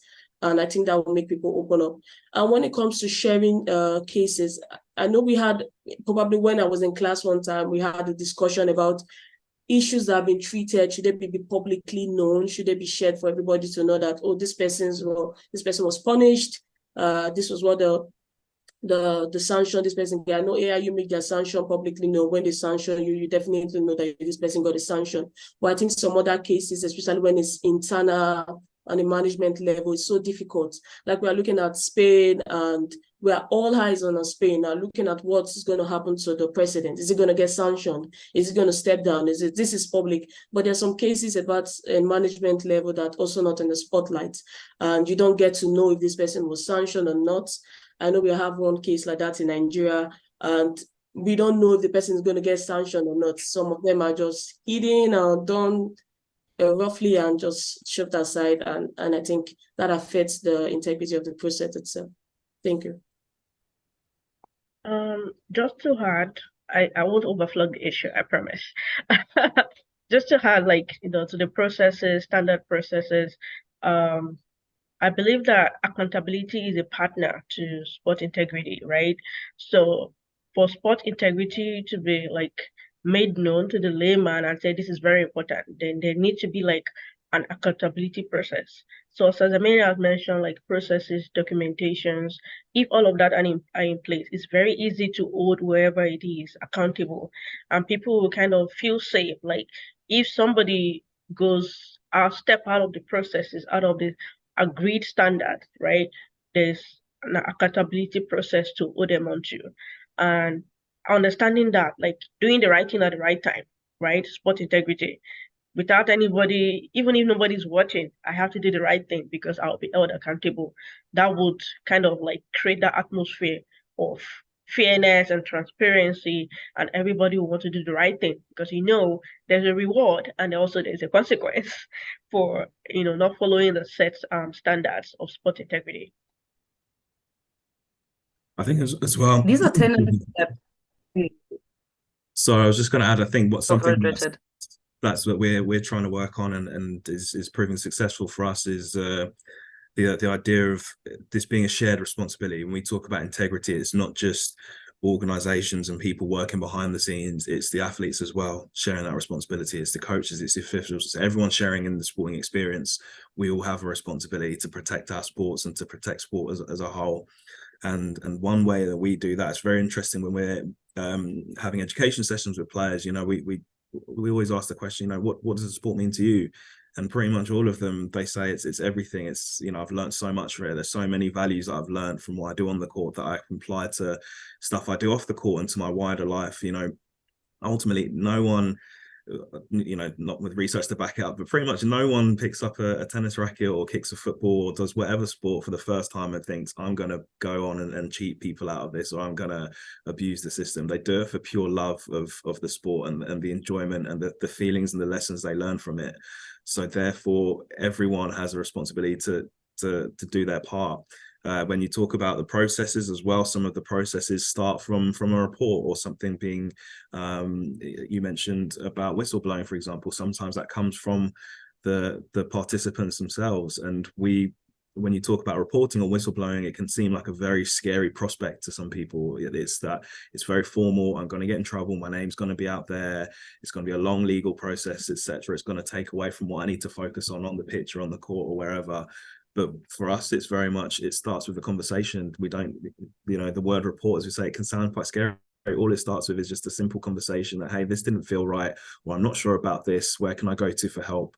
And at that point, it's then trust from the participants, the athletes themselves, in us and the systems and the powers that be, that we will ensure fair, thorough investigations and legal processes from there. So creating that culture where everyone wants to talk is not just the people behind the scenes, but the athletes trust in the systems that are in place, whatever sport they're in, that things will be dealt with, and that ultimately we're there to protect them, we're there to protect their careers and their sporting experiences.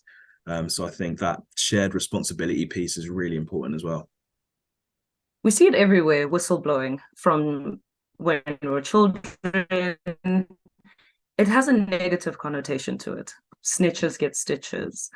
How do we then switch the narrative and turn whistleblowing into a positive thing where people can feel safe and confident to bring things forward, to report? I don't know, Osazemen, you were the one who brought up whistleblowing and you went quite into detail about it. But honestly, I'm opening this up to everyone, and I think everyone can touch on it in their respective ways, because whistleblowing, reporting, it actually is one of the stronger pillars of sport integrity, where people, like Adiola said, are being held accountable. But if it continues to have a negative connotation to it, it kind of then makes it a little bit difficult to attain, or a little bit difficult to then have people feel okay with bringing up something that is not okay. So how do we switch the narrative? How do we turn whistleblowing into something positive? I think I did my thesis on mega sporting events, and one of the main results from the qualitative research was that sports is a very close group. In as much as we are trying, and I hope it's going to be open more, we are putting so much effort to make it more open. We are not still going to negate the fact that it's a really close group. It's a close group in the sense that if you go to a sport conference, like play the game, you're going to meet someone that knows someone that knows someone that knows someone in another organization. So it's a closed network. And I think this is very interesting, because if you want to encourage whistleblowing in a closed network, you have to ensure that the whistleblower is very safe.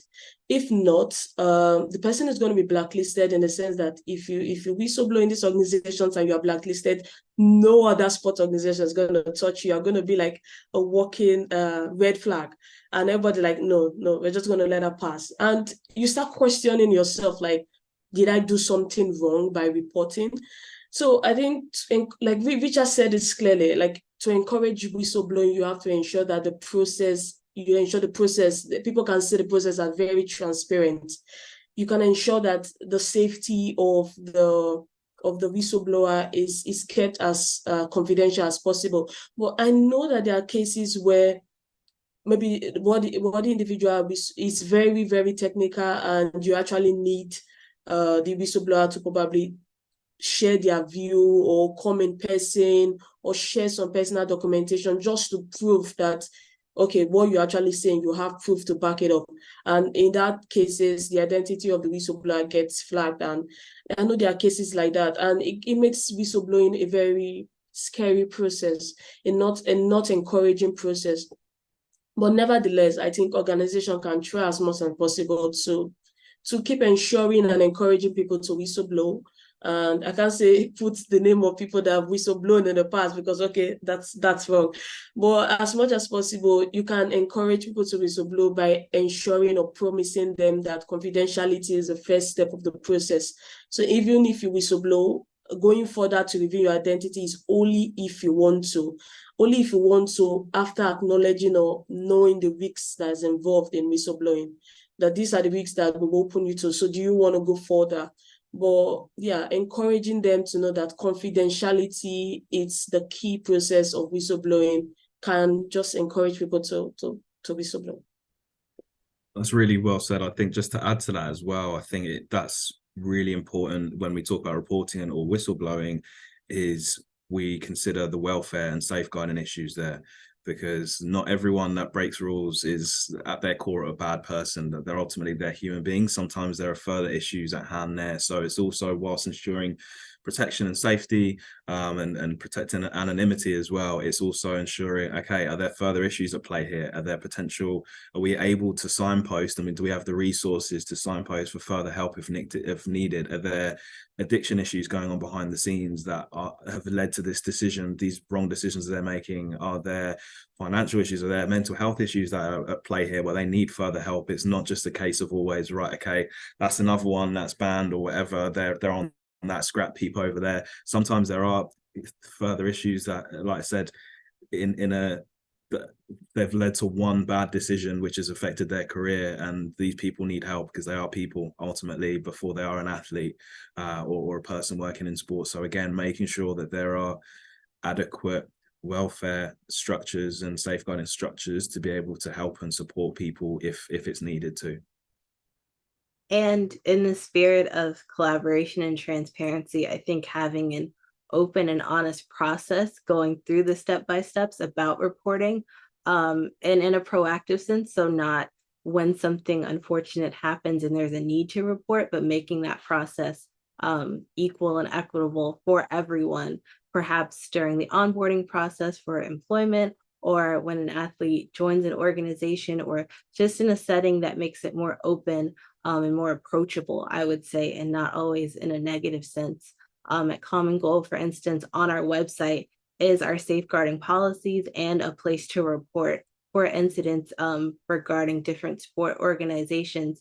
And from an internal standpoint, we have, I'd say, every couple of months or so, check-ins about our safeguarding policies and about our sport reporting policies and who to go to, what to do, and just having that process available for everyone. I can say from a personal experience, definitely made me feel more comfortable and better equipped as an employee to do my job on behalf of other athletes and sporting organizations, but also to feel more comfortable amongst my colleagues.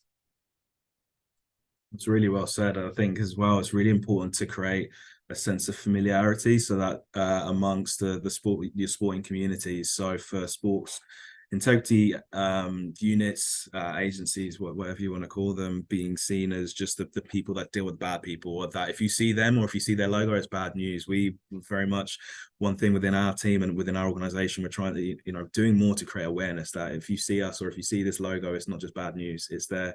It just means that we're a resource to help you, or that you can go and ask for support or for help, and to create that familiarity. We do a lot of work right the way from the junior level, so from players playing under 14 level right the way up to Grand Slam level, kind of as an education pathway that we have. We have certain education checkpoints along the way with players and people as part of their journey and their career in the sport. And the more that we are in front of them, the more they see us as being able to support them, to actually give them information that they need and that can help them in their career, whether they kind of realize it or not. Being able to see a sporting organization dealing with integrity that is there for them, not just to deal with bad people, I think is really important as well. And for sports to embrace that, and to not just be seen as, oh, that department over there that just deals with the bad stuff, but actually embrace it, be proud. Actually, no, we've got a really solid, strong integrity department or body, whatever is working for us, protecting our athletes, making sure our sport is as fair as it can be for everyone. I think that's super important to create that narrative too. And how are you doing that, Richard? I think that's very interesting that you mentioned that you're trying to shift it away from a negative stance or the bad people. And I think that has been, in addition to strength in numbers and the topic of today's discussion, I am seeing a recurring topic, which is actually shifting the discourse from negative to positive when we're speaking about sports integrity. So how are you doing that?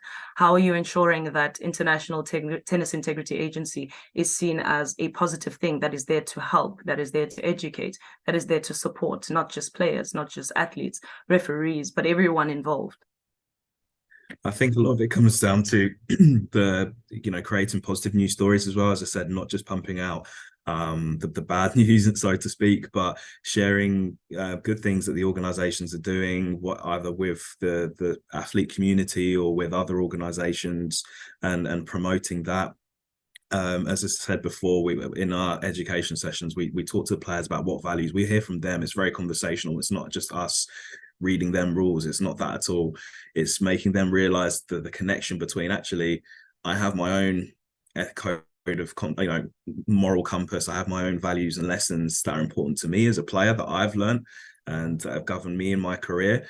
Actually, it applies very well to these things that I need to know for off the court as well. It's very much the same thing. There's a connection there, and for them to kind of make that connection, that it's not just these sets of rules mixed in with, and sort of everything that I believe in there, they're very much interwoven, and having your playing community or your coaching community, whoever it is, to understand that the two are very much linked. And that's part of the responsibility of having to follow rules, is that it's to enhance everyone's sporting experience and to make it as fair as possible for them, how it applies to them, what it's going to do for their career, to make sure that they have the best chance possible to be the best they can be. And just to add, I remember I mentioned earlier about how my master's program has an alumni group, and we try to share information, materials, very educational Instagram page, the Sport Ethics Examiner. It's very educational. We try to, and one of the way we try to make this positive is try as much as possible to make it more, so we don't just like tackle issues when we see sporting issues from an integrity point of view. We try as much as possible to actually enlighten people. There was this movie about Serena Williams and Venus King Richard, and we use that as an educational material to teach people about how parents can be involved in safeguarding. And I felt it was very insightful. So you not just, so including the parent, because as much as possible, we know that parents are part of the process.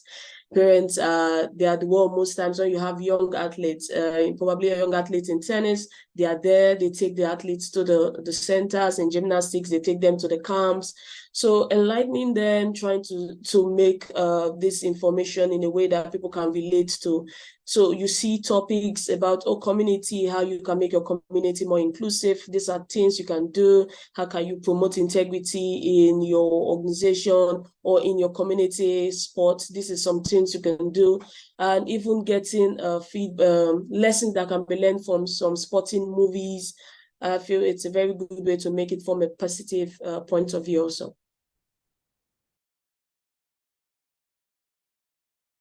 Like that you mentioned and you brought in the topic of parents, because when I spoke and emphasized on laymen earlier and how do we educate the layman on this particular topic, and that is where I think a large percentage of the numbers that we are seeking in this strength in numbers that we're seeking, it's from the layman, and those are the parents, those are the relatives, those are the supporters. How do we, Adeola, educate, and how do we ensure that they don't feel left out or overwhelmed by the weight that organizations or the weight that athletes or the weight that everything else outside of themselves? How do we ensure that they actually feel included? I think inclusiveness or inclusivity is paramount to this thing, and especially if we're trying to be getting numbers. How do we then ensure that the parent, the neighbor, the shop owner who knows that there's now a player who is going professional, how do we ensure that they understand this thing and that they're not left behind in the process? Yeah, thanks, Tando.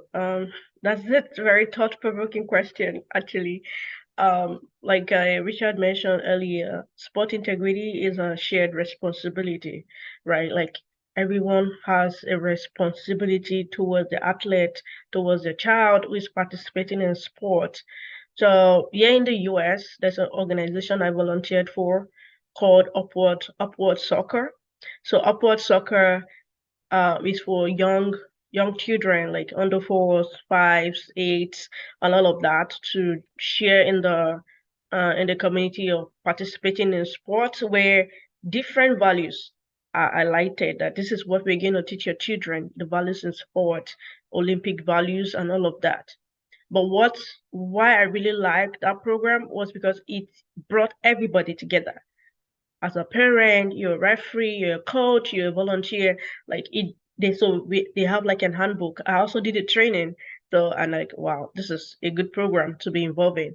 So they don't leave anybody out. As a parent, you have your own training sessions. They train you like this is what is going to happen. This is what we're teaching them. This is your responsibility. So even after the games, the parent still have a responsibility to go over the values the children have learned in the game. So you go by with them. Do you understand this? Do you know why you're doing this? Do you understand the impact of this? So it also reflects on the field of play when the children come and the referees or the coach ask them questions like, what you learned yesterday, did your parent go over it with you? So I feel like organizations also have a responsibility to educate the parents. Sometimes they don't know what they don't know. So using this organization as an example, everybody's involved. Like you're a parent, you're an uncle, you're an auntie. So far, you're going to be involved with that child during that program. You have to be involved every step of the way.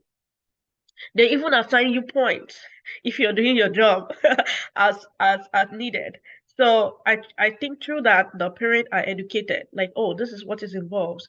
I am responsible for this child. I don't just drop him off at the playground and go. I have to be involved every step of the way. So as a shared responsibility, parents can be educated by the organizations.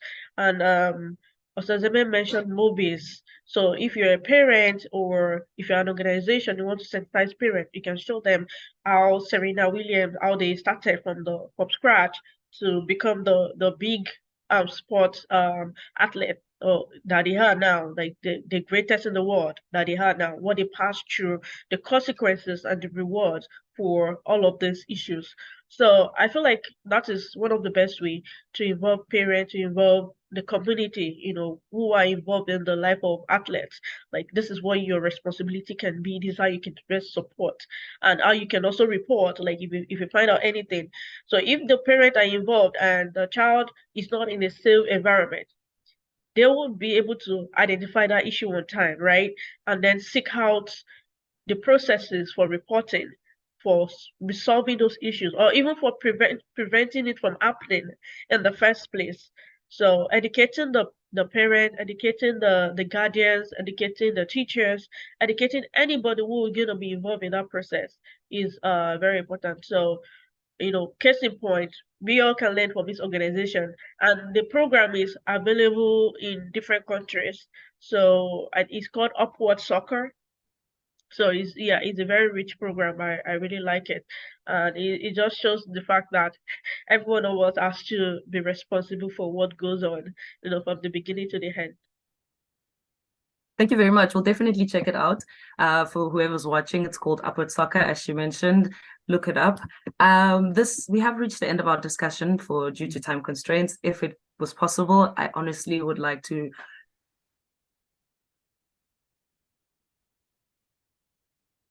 delve even deeper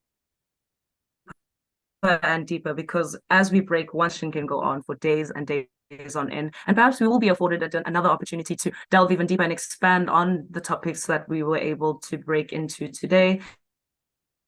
And so I'd just like to ask for some closing remarks from each of our panelists, starting with Taylor.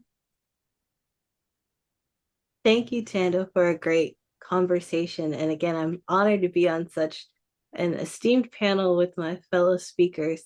I just want to leave with some tangible takeaways. So I would say for people who are maybe starting early in their sports career to assume their collective responsibility and perhaps try networking laterally and not always networking virtually, and connect more with your peers.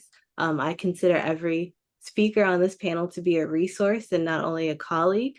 So I'm looking forward to sharing best practices and continuing to do so with you all. And for those who are perhaps more seasoned in their sports careers, I would say to consider the importance of not gatekeeping in sport, and having a more expansive view as we talk about sport integrity, to have a more expansive view of that as well, and to not always view young leaders in sport as the leaders of tomorrow, but to respect us as the leaders of today. So thank you for a great conversation. Beautifully said, Richard. Oh, how do I top that? That was excellent.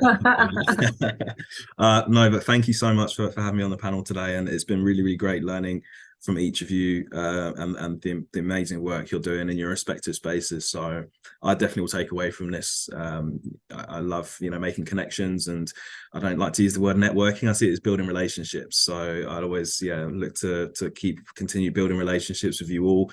And I definitely, continue to keep learning about what other organizations are doing. Of course, we all have our own way of doing things, or things that are specific to where we work or our sports, but there are always bits that you can take and share and learn from, and to improve in your own back garden. So I definitely will be learning bits from each of you. So thank you again for having me on this today. Thank you very much, Richard. All the best with the remaining days of the US Open. And we do hope that you guys succeed in your objectives of educating the people. And we look forward to seeing you some other time soon. Osazemen, your last remarks? Yes, I'm just going to close by saying, this is Richard words though, but I'm going to take it and close with that once again, sport integrity is a shared responsibility. And I think everyone needs to take their position by educating themselves, or by sharing educating materials, or by creating education materials that people can learn from, and that you can actually put into practice and understand. Thank you very much for having me in today's panel discussion. It's been a very insightful one, a very good opportunity to learn and meet people. And let's look forward to shifting sport integrity more from a positive aspect and less on the negative. Thank you. Thank you so much for your insights today. I learned a great deal from your inputs today. All the best in your future endeavors. And once again, congratulations on obtaining your master's. And maybe next time we'll be speaking to you, you will be Dr. Osazemen Agedo.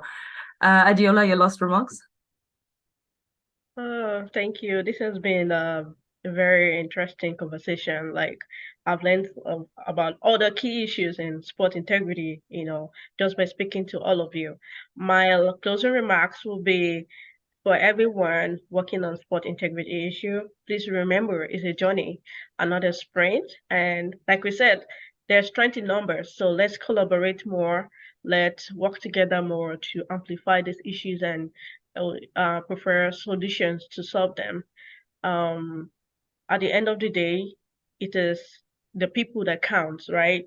We want to make sure sport is a safe sport, or sport is a safe event for everybody to be able to participate in. They keep finding joy in it and enjoy it to the fullest. So thank you. Thank you so much, Adiola. We hope everything is well and sunny in Little Rock, and all the best in your future endeavors as well. And thank you so much to each of you for your contributions. It's been such a pleasure and such an honor having and being part of this discussion. The key takeaway, it is a collective responsibility. And we aim to discover how we can get strength in numbers. The answer, shifting the narrative from negative or reactive to positive. Thank you so much for joining us. This is the Siga Youth Forum, and today's discussion was Strength in Numbers, Joining Forces for Sport Integrity. It has been an honor. My name is Tando Sibia. Goodbye. Hello and welcome to the Sport Integrity Week. This session is from the Siga Youth Council. My name is Ed Bowers. I'm the creator of Sports Career Development and the host of the Sports Career Podcast.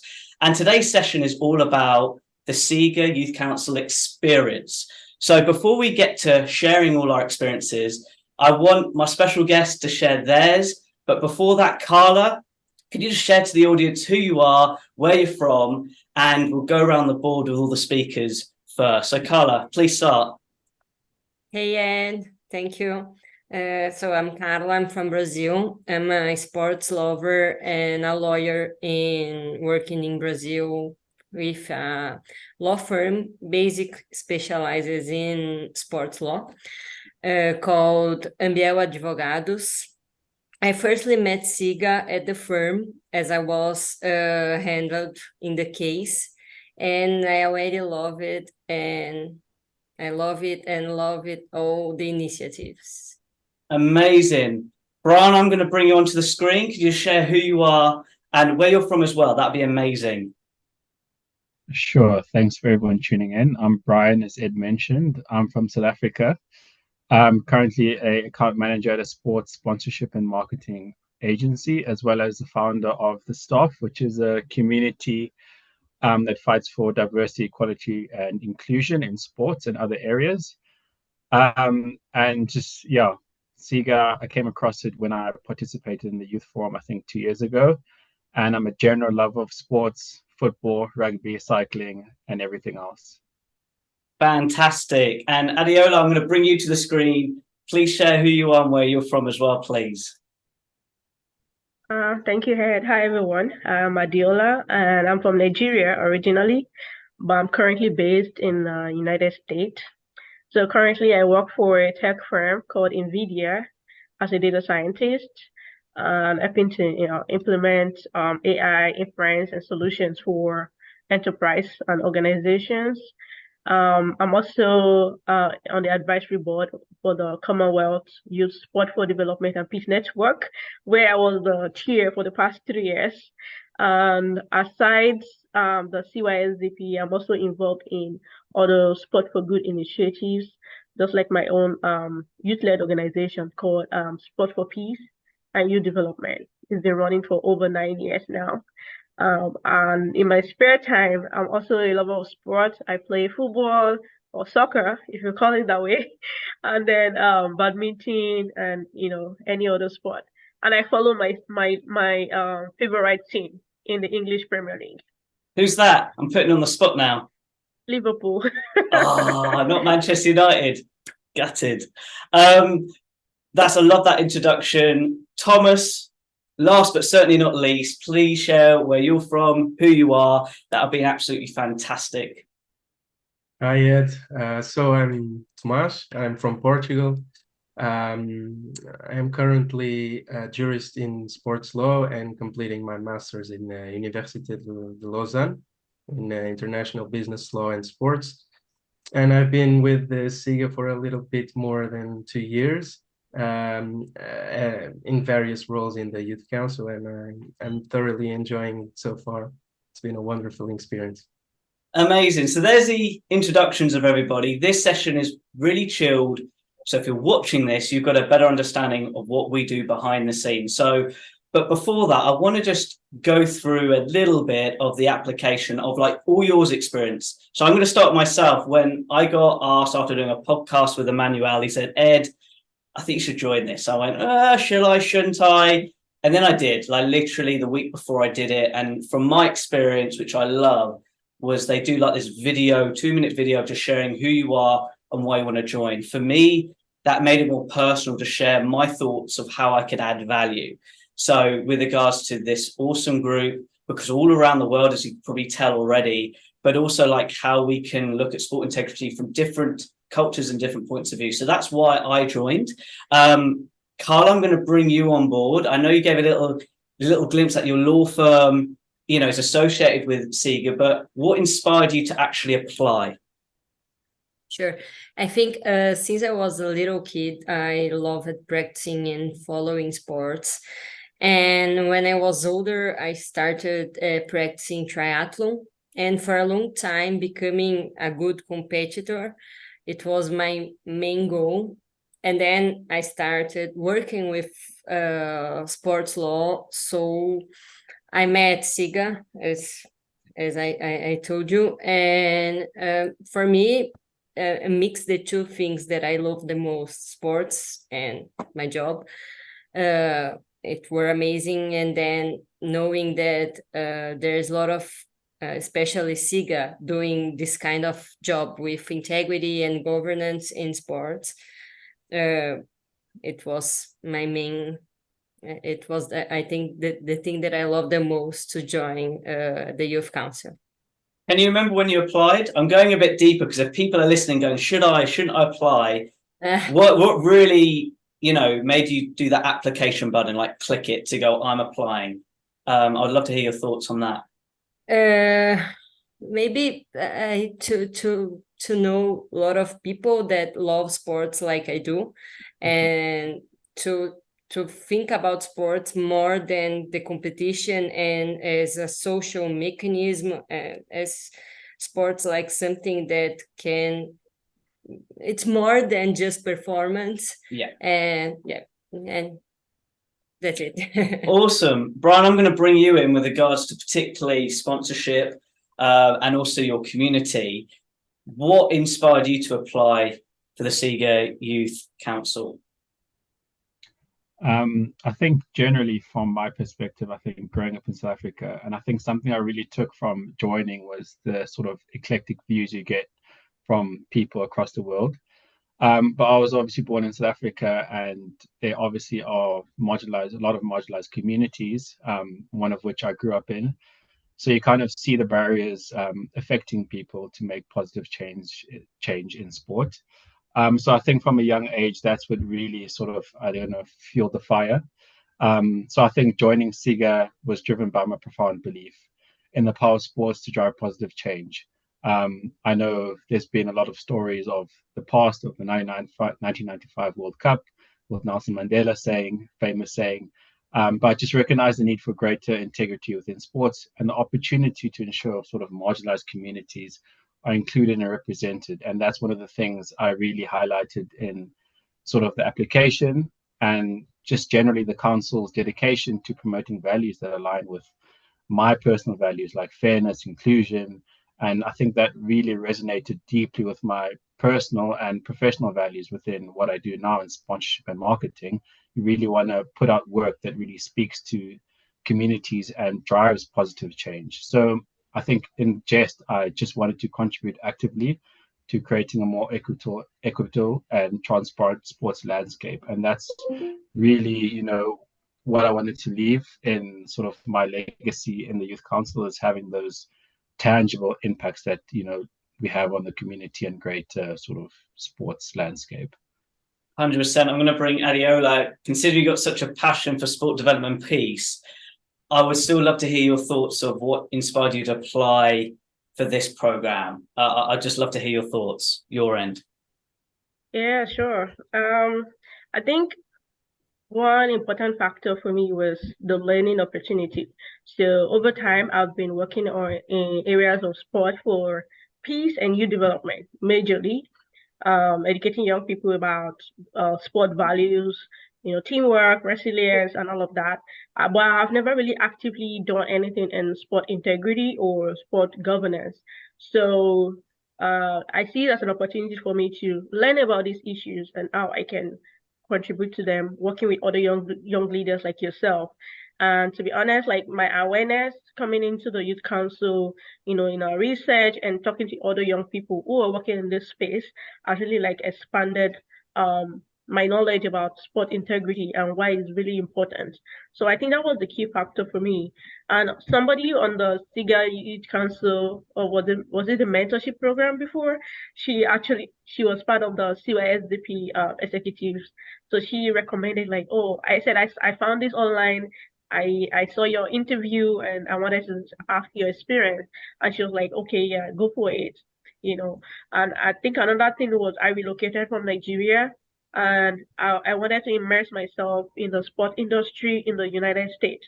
So I see it as an opportunity to also like expand my network, find other people who are passionate about using sport to drive social impact, to drive social change, to educate people about what is really important and how sport can solve some of those social issues.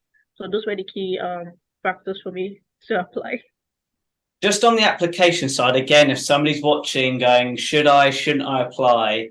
What made you hit that application button? Except like all the things you said for the mentoring and networking. I mean, individually, when you had to write out your application and do your video as well. It's just that passion to contribute impact, the willingness, the excitement about, oh, I can utilize my interest in sports to create impact in my community, and I could educate people about sport integrity issues, spread awareness, educate stakeholders, especially about being held accountable, especially for young people in sport, athletes who don't know what their rights are about sport integrity and governance. So it's just that that passion, the willingness, I see like a vision to create impact, sustainable impact. That's what made me click the application button. Amazing. Thomas, I want to bring you onto the camera now. Just share to the listeners, I know you've been a couple of years, but even from the last 2 years, what inspired you to apply looking back the last 2 years? Well, having always been involved in sports, I always wanted to be a part of it. But I think we should not always only be interested in the facade or the good things. We need to get deep into the issues.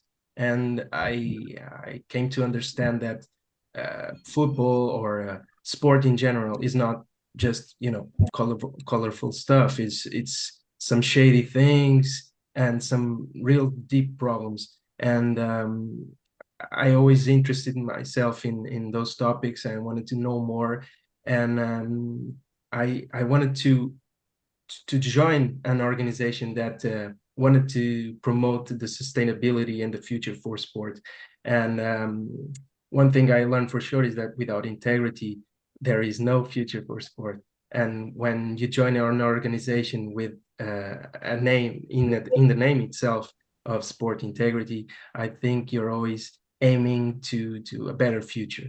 And yeah, I always interested myself in applying to get things done instead of just laying back and letting things happen.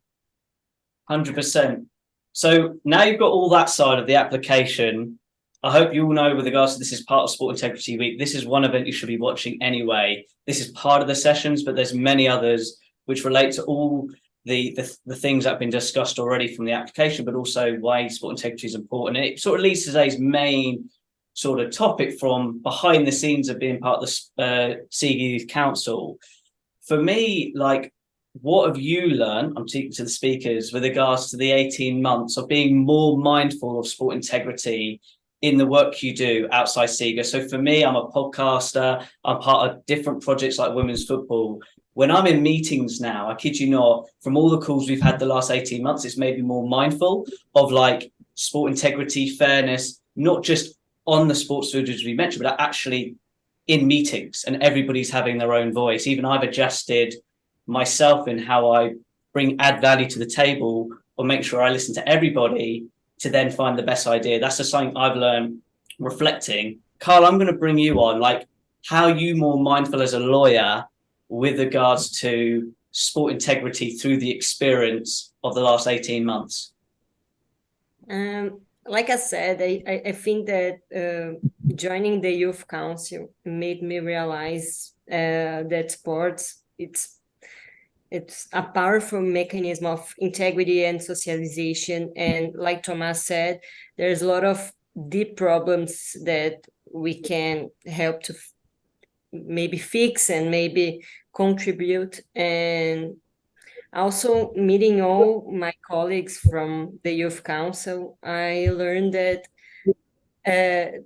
this kind of passion, sports integrity, sports can unite people from all over the world. It's amazing to join meetings and see like people from all over the world with a lot of different culture and with one passion in common, that it's sports, and it's sports like integrity and to make something better in sports. That's how we met, in person last year at the Sport Integrity Week. So yeah, nothing beats that face-to-face interaction. Brian, I'm going to bring you on, particularly with regards to your work in marketing and sponsorship. Again, how has sport integrity made you just more mindful of the topic in the day-to-day work you do? Yeah, I think as Thomas and Adiola mentioned, I think from my perspective, I've also never worked in sort of the space of sports integrity. So kind of joining this has been a huge advantage for me, and engaging with diverse perspectives with the fellow council members, industry experts, like stakeholders.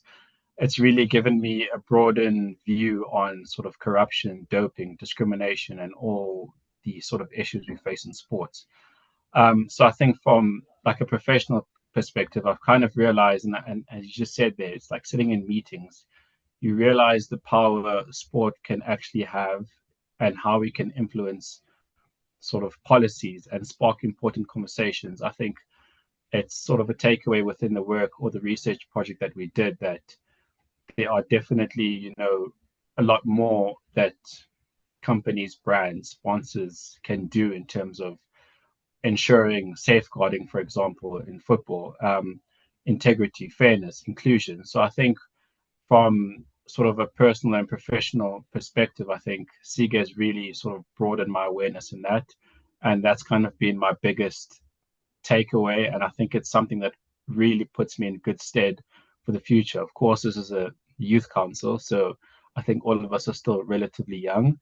So I think it's something that really has given me a platform and broadened my eyes into the work that I'm planning on doing personally within the staff, and continuing the fight for equality, inclusion, and diversity in sports, but also on a professional landscape of trying to influence sponsors, agencies, massive companies into having meaningful, using their tools to implement meaningful change. So I think, that has been a massive eye opener, and it's a big takeaway for me. Awesome to hear. And just to add, because I'm sort of working on some sponsorship bits, it all comes down to values.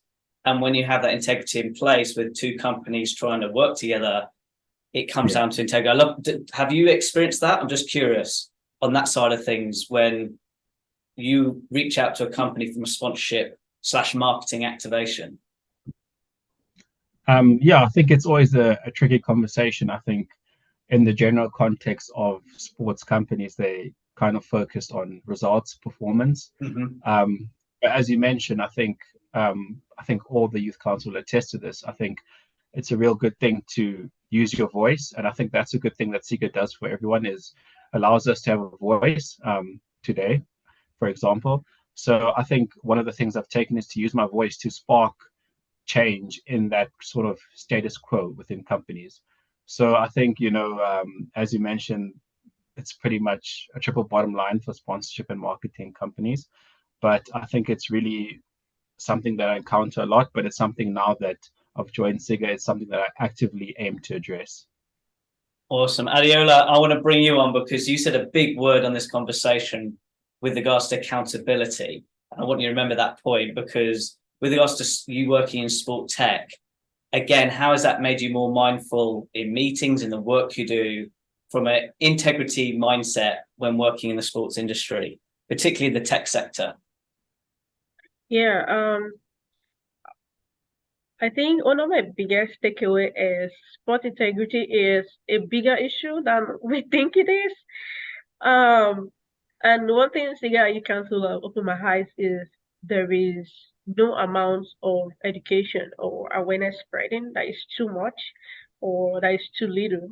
So, we've done our part in our own way to sensitize people about these issues. And we know, like, in our professional and personal spaces, we continue to do that through different platforms that we have access to. In terms of tech, to hold stakeholders accountable, innovation and technology is important, especially the data speaks for itself. So when you follow the data, you follow what the data says. Case in point, survey and research, we see the responses from people, from organizations who completed the surveys. So you follow the data, you know what their mindset is about sport integrity issues, you know how they are working hard towards solving these issues, or maybe excavating it. I'll bet ignorantly. So the data speaks for itself, and technology can help cut down on these issues and also make people accountable. If you're using tech to solve some of these issues like sport integrity, so look at integrity in sport, like sport betting, or like violence in sport, or on inequality in pay in sport.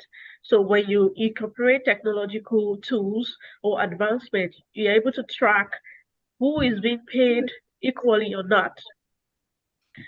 You are seeing teams that are competing. Is there betting in the sport, or like are one team pitched against the other? So the technology will be able to expose a lot of this corruption, and people will be more accountable because they will be exposed.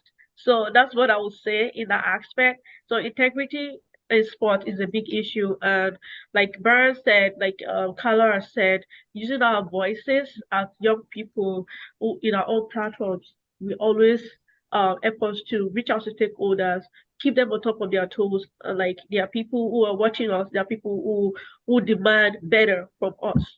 So, and that's one of my biggest thing. Like collectively, our voices are very powerful. Individually on our platforms, we can also use that to spread that awareness as well. 100%. Thomas, I'm going to bring you on. I'd like to keep the theme of accountability because you've mentioned right at the start, there's that shadiness with regards to sport behind the scenes that isn't integrity at all. So from our perspective, and including myself as youth council members, or as Brian said, we're still quite young from a sports industry standpoint, why is accountability key with regards to how we show up in the industry? Well, I think it starts from a young age. If you are accountable for your actions, you are always going to lead by example. And I've seen by coming onto this global scene that Siga provides, I got a sense of all those troubles, all those obstacles that sport integrity faces, and the need for safeguarding the greed, transparency. I think all of those are ever growing. There's an ever growing need for more of it. And we, the youth, we need to, from a different perspective, showcase these problems, because somehow we get a different sense. We are not embedded on these webs that sometimes older and more experienced people are. We get a different, fresh perspective, and we can shed a light on real problems. And once we get that experience, we can lead by example, always being accountable. Yeah. 100%. So I hope if you're watching that segment part, you can hear all their self-awareness on sport integrity, but also why leadership is key as well. But I always want to finish with a fun question. We are still young. So I'd love to hear your thoughts, everybody, of like, what have you enjoyed the most from this experience the last 18 months? So I'll start with myself. For me, without a doubt, it was meeting Carla and Thomas last year at the summit in Portugal. It's not just building the network, it's building the meaningful relationships over time.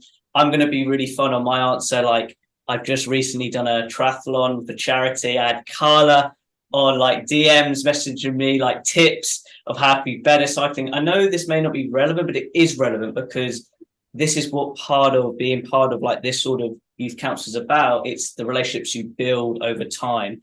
And so that's number one. The second one is I've enjoyed learning from different people, from different cultures. Like for me, as much as I wish we were all in Portugal last year, but I've always learned from Lakai, for example, who's from South Africa. We've had great conversations. So for me, that they've been like my two takeaways with the people I've met. Carla, I'm going to bring you on. I saw your smile when I mentioned you with my triathlon journey, but what's been the most, what have you enjoyed the most from this experience the last 18 months? I'm with you, Ed. It was really nice to meet you all there in Portugal last year. And I think it's more than the network. We can meet different cultures, and we can see that even I'm in Brazil, you are in England, and Thomas in Portugal, and we are connected with the same initiative, and we went to getting the same point. And I'm a lawyer, you are not, but we are here together talking about the same thing. So it was nice. And I think that also seeing that how many people around the world are concerned and interested about sports as a social mechanism, not just about who is going to win the competition. And it made me want to understand more this world and do my best to contribute. Love it. Brian, I'm going to bring you on. What have you enjoyed from your experience the last 18 months? generally to what you mentioned, I think it centers around sort of the relationships I've built over the 18 months. I think that has been sort of the best part, is getting to know different people from diverse cultures, countries. And I think the main thing is, we're all like-minded people in the sense of that we aligned to Siga's vision, but we couldn't have been more different people. Like, we're all from different communities, different backgrounds, different social statuses. Like, it's absolutely crazy. But I think, in the future, I'd obviously love to get out there and meet you all in person. But I think for now, I've really built some relationships with members of the council that I think will last a lifetime. And I think that's really something special and something I've enjoyed over the last 18 months. Amazing and really well said. Adiola, I'm going to bring you on. What have you enjoyed the most reflecting the last 18 months?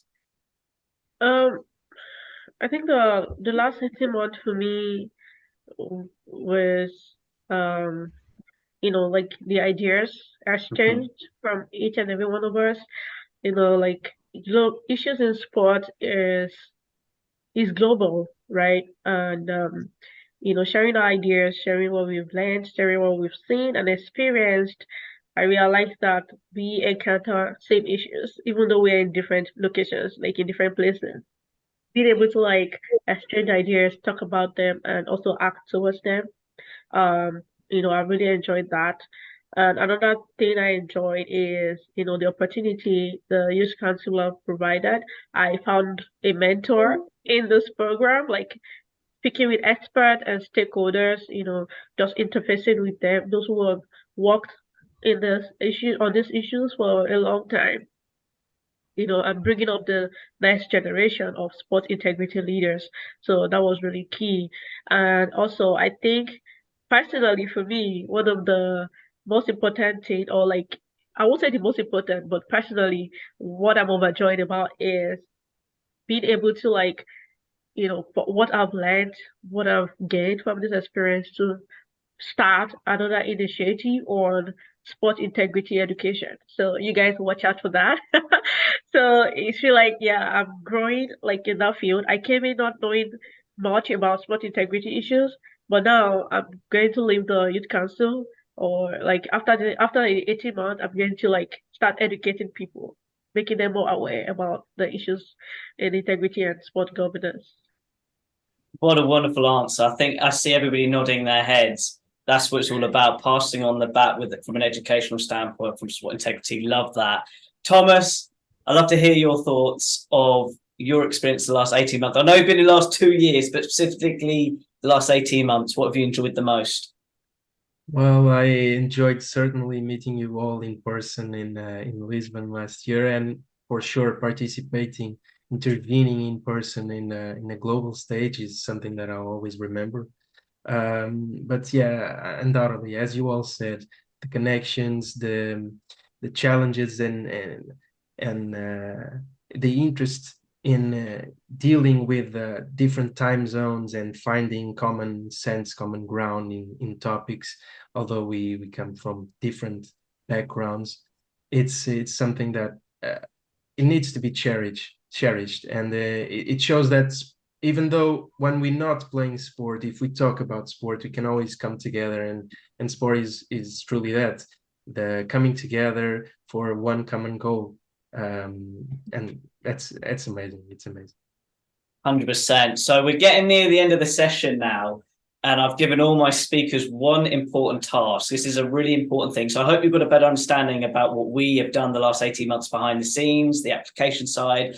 But my guest speakers are going to kindly share like one tip to give you. Yes, I mean you, if you're watching, if you're on the fence, if you're not sure, there'll be more details of where you can apply on the Siga website. But I would love all of you, my speakers, to share sort of one tip from a guidance standpoint if somebody's listening and they're on the fence of applying. So, Carl, I'm going to ask you, like, what would be your tip to somebody watching now who is on the fence of applying? What would it be?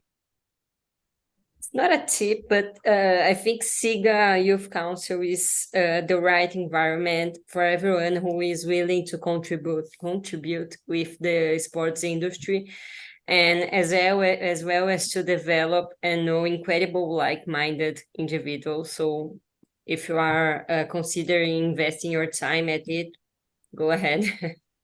Love it. Brian, I'm going to bring you on. What's your number one guidance tip? I think my number one tip would be, I think everyone considering applying should, I think, do a triathlon, because I think, like Ed and Carla, I myself did the first one this year as well. So I think there's something in the blood there. But sort of in all seriousness, I think the one tip I'd give is for someone to be prepared to engage actively in discussions. I think with us being from all corners of the world, I think sharing your unique perspectives and actively participating in projects that we do, I think is very important. And I think the main thing is remember that your voice matters and your dedication can contribute to shaping the future of sports and sports integrity. So I think you have a real opportunity to create that change, and I think you shouldn't miss it when you have the opportunity. Love that. Adiola, I'm going to bring you on. What's your guidance tip? I think one thing like I would advise is let your passion show through your application. Like don't be afraid to put yourself out there. About like I love working in this space. I love solving impact issues in this space. Let your passion shine through. And just to echo what Carla and Brian has mentioned, be prepared to enjoy the process, enjoy the journey. Sometimes advocacy or working in the space, it can take a long time before you see the fruit. So don't get discouraged. Just keep letting your passion shine through and, engage stakeholders, and just know that at the end of the day, you can tell yourself, yeah, I actually put in my best. I did something and this is what I'm getting out of the experience. So. Amazing. Thomas, I'm going to bring you on. What would be your number one tip to the viewer? I think people who are thinking of applying should know that it's not about pressuring you, it's about empowering you. And you should not be afraid. You should be bold. You should be committed to your ideas, your beliefs, because it's a journey. You never know everything. It's a learning process. Don't be afraid to ask questions. To be persistent sometimes. I think perfection is not the goal. It's progress. It's the goal. So don't bother if you have a lot of experience or very little. It's not about that. It's about your ideas, your views of the future of sport, and your desire for integrity in sport. Tom, how do I beat that? That's brilliant. I'll finish off my end, like from the guidance tip. I'll just say be open-minded. Like even when I applied, I knew I wanted to be a better leader. I knew I wanted to learn more about sport integrity. So I gone with such an open mind. And for me, it's not about, if I'll be really honest, the CV. It's about who you are as an individual with your character and personality. So if you focus on that when applying, that should be your key focus. Because then you'll meet like-minded people on this session who we all have that same value. And that's the key thing. It's all about connectivity and building a community of like shedding the light on sport integrity, going the right direction in all walks of sport on and off the field. So thank you so much, Carla, Brian, Adiola, and Thomas. That's the end of this session. It's been a pleasure my end moderating. And thank you for watching and enjoy the rest of Sport Integrity Week. Take care.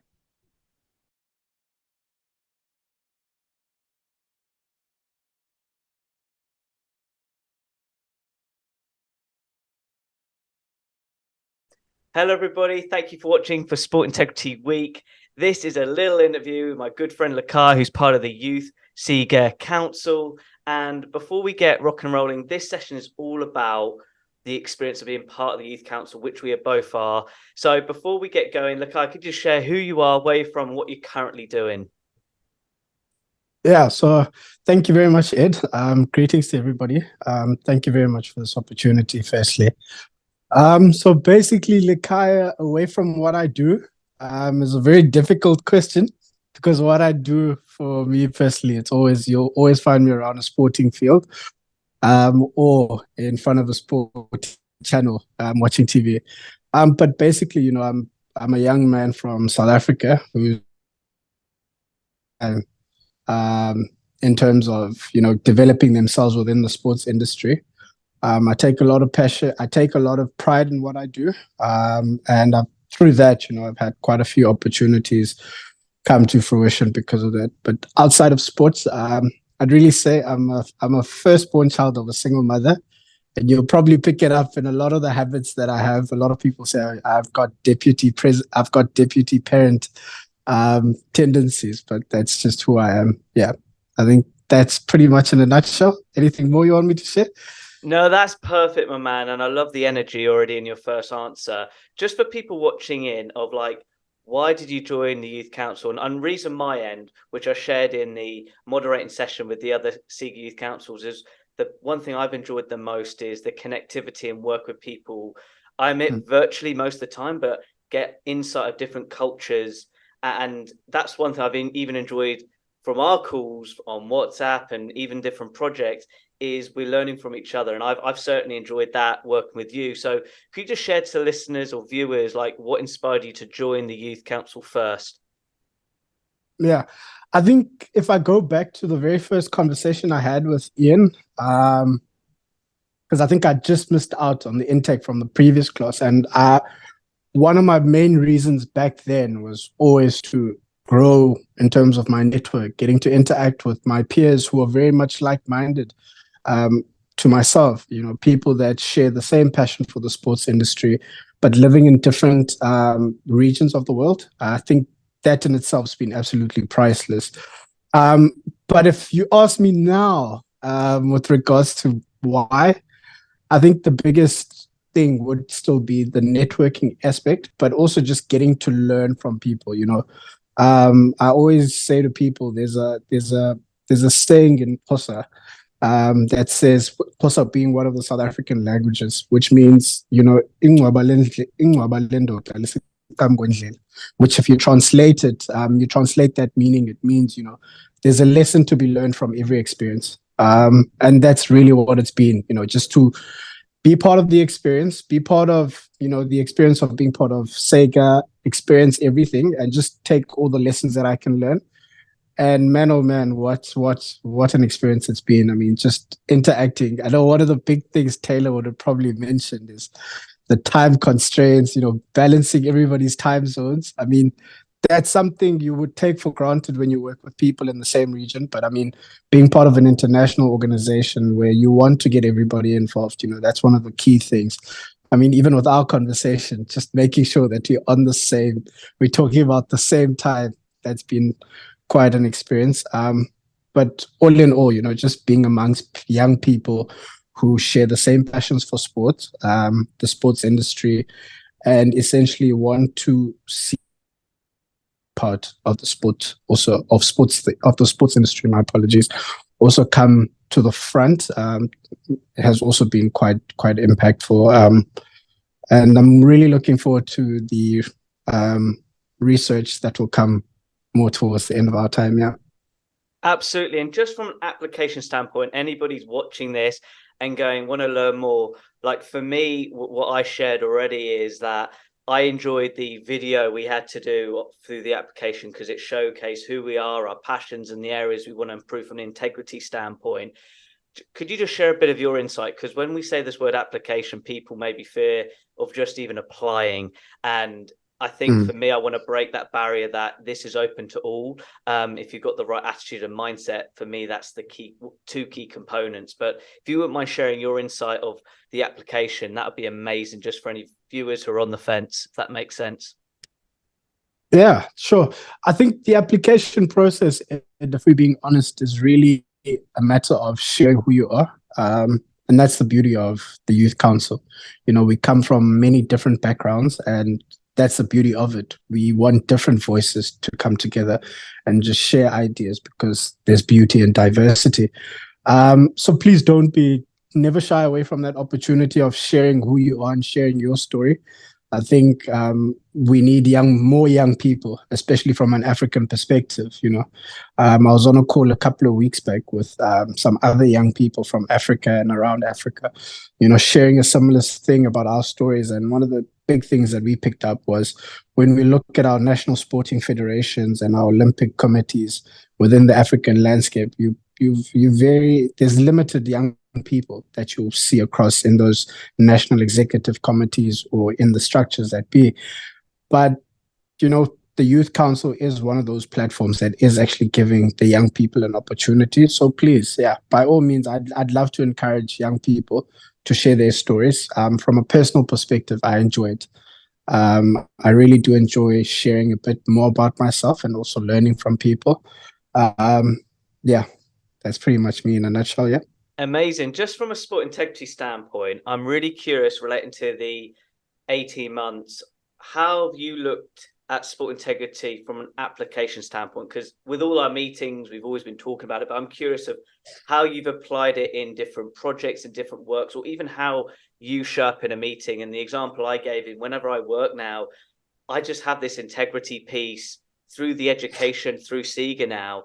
And I just would love to hear your insights that it's learning through the experience, but then applying it in the work we do outside of Siga, if that makes sense. Definitely. And I think you've hit the nail on the head there. Just by being part of the Youth Council, integrity is more front of my mind now. It's like an active thing that's always there, where in all of my interactions now, it's literally about that. If hold the integrity component really high, and if I do feel that it is compromised, I tend to step away from certain interactions where that would be compromised. But to be honest, I think the application part of it has been that, being part of the Youth Council, Siga Youth Council, has really brought the integrity component more towards the front of things that I do. It's become now an active thing where even if I am going to interact with a certain project, it's something that I look into when I do my due diligence on the project. Having a look at the integral part of it. Is there policies in place? Is there safeguarding policies? What's the overall perspective on this? What's the aim? And just not just jumping into things, because I do feel that for an industry with limited opportunities, we, as young people, we love to just take on anything that will come about. But I think being part of the Youth Councils actually helped me realize that you need to slow it down a bit and actually really assess things and not just jump into things. So I think being part of the Youth Council has really done that. Number one, put that integrity element in the forefront. And secondly, just given me the opportunity just to slow down. I've had the conversation with you where I'm looking for my next opportunity in the sports industry, but, I'm not jumping at every opportunity that's coming. I'm taking anybody that brings an opportunity. I'll sit down and do my due diligence thoroughly, which is not something before that I would have done. I would have probably jumped at an opportunity. But now just being part of this youth council, amazing youth council with so many people, has given me that understanding of you need to slow things down and get a proper understanding of how things are being done, especially, if you want to be an individual that's a part of the Siga Youth Council. Yeah. I really love that point of the due diligence standpoint, because like you've said, and same here, when I jumped 2 feet in the sports industry, we're like, go, go, go. We want to get things done. And actually, you're so spot on sometimes as being, new leaders in the industry or very young in the industry, taking a step back and doing the research is vital. And I hope if you're watching this, you can really learn what Lakai said, because even I've experienced that this 18 months in different projects. One thing I want to touch on now is, what have you really enjoyed from the last 18 months of this experience? I'm really curious. The challenges, Ed, funny enough, the challenges, the time challenge of everybody, that's been quite fun in a way to see how, as a youth council, we actually overcome it. Also, just the project that we're putting together, I think that's been really exciting. The research project and how we've had to overcome certain challenges to get it out. So that's been quite remarkable. But at the end of the day, it's always going to be the interactions with the group. I mean, I've learned so much from the group, just interacting with certain people in the group, and even on a one-on-one basis, talking to you. I mean, I've learned quite a lot from you personally in terms of podcasting and just broadcasting. But also, just speaking to Thomas about a few things with regards to research and just everybody else in the group. There's been a lot of, I think the biggest thing I'll take away is the connections and the interactions I've had with the individuals, which is essentially what, when I first started out this journey, was one of the big things that I did want to tick off. Yeah. Amazing. I hope people are taking notes, because that's exactly the same. It's all about the people and the interactions of the different conversations. And I can relate to that so much as well. Just for any viewer watching, what one guidance tip would you give to somebody who is on the fence again? Like, we've talked about the application side. Hopefully they've got confidence, but just for a final tip of somebody's going, I'm interested, but still not sure, what guidance tip would you give to them with regards to applying for the Siga Youth Council? I'd say do your research. Number one, do your research. Don't be afraid to reach out to any of the other youth council members. Just reach out to people, have a feel of their experiences, get that conversation going. And I mean, I did a similar thing. I was on the fence, and for many reasons. I was on the fence, and I reached out to Ian, and Ian really just broke down the whole 18 months for me. He broke down what the youth council was all about and what Siga was trying to do with the youth council, and that just really made sure that I was on board. I really did enjoy that, and for anyone who's sitting on the fence, do your research, read up more. I do believe on the Siga on the Siga platforms, whether it be your social media platforms or it be the website platform, you'll always find information about the youth council. There's a lot. I think there's a group of 18 of us as well. As the youth council, reach out to any one of us. I'm pretty sure you'll find somebody who's willing to have a conversation with you and just explain into more what the youth council is about, and any questions that you may have as well might get answered by the people. Yeah. Amazing. And just do it. Yeah. Yeah, 100%. Yeah. Just do it, as Nike would say. Look, that is fantastic. And for people who are watching, I hope you've enjoyed this bite-sized interview with Lakaya. For me, it's been a pleasure. And this is why I enjoy rocking the mic, even for these micro interviews, because this is what it's all about, everybody. It's about the people. But on that note, enjoy the rest of Sport Integrity Week. Thank you for watching, and take care.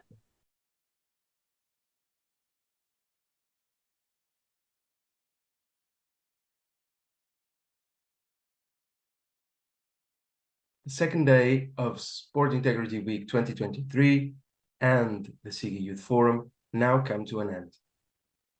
With 3 panels filled with pressing topics and ever more present young leaders and experts, Siga is now allowed, for the 3rd time in a row, the youth's voice to be present in one of the largest global discussions of sport integrity.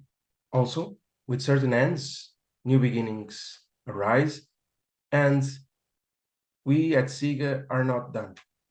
The Youth Council is prepared to complete a survey study regarding the perspective of young leaders' view of sport integrity, and we are hoping that with this paper we can reach a higher interest of young leaders.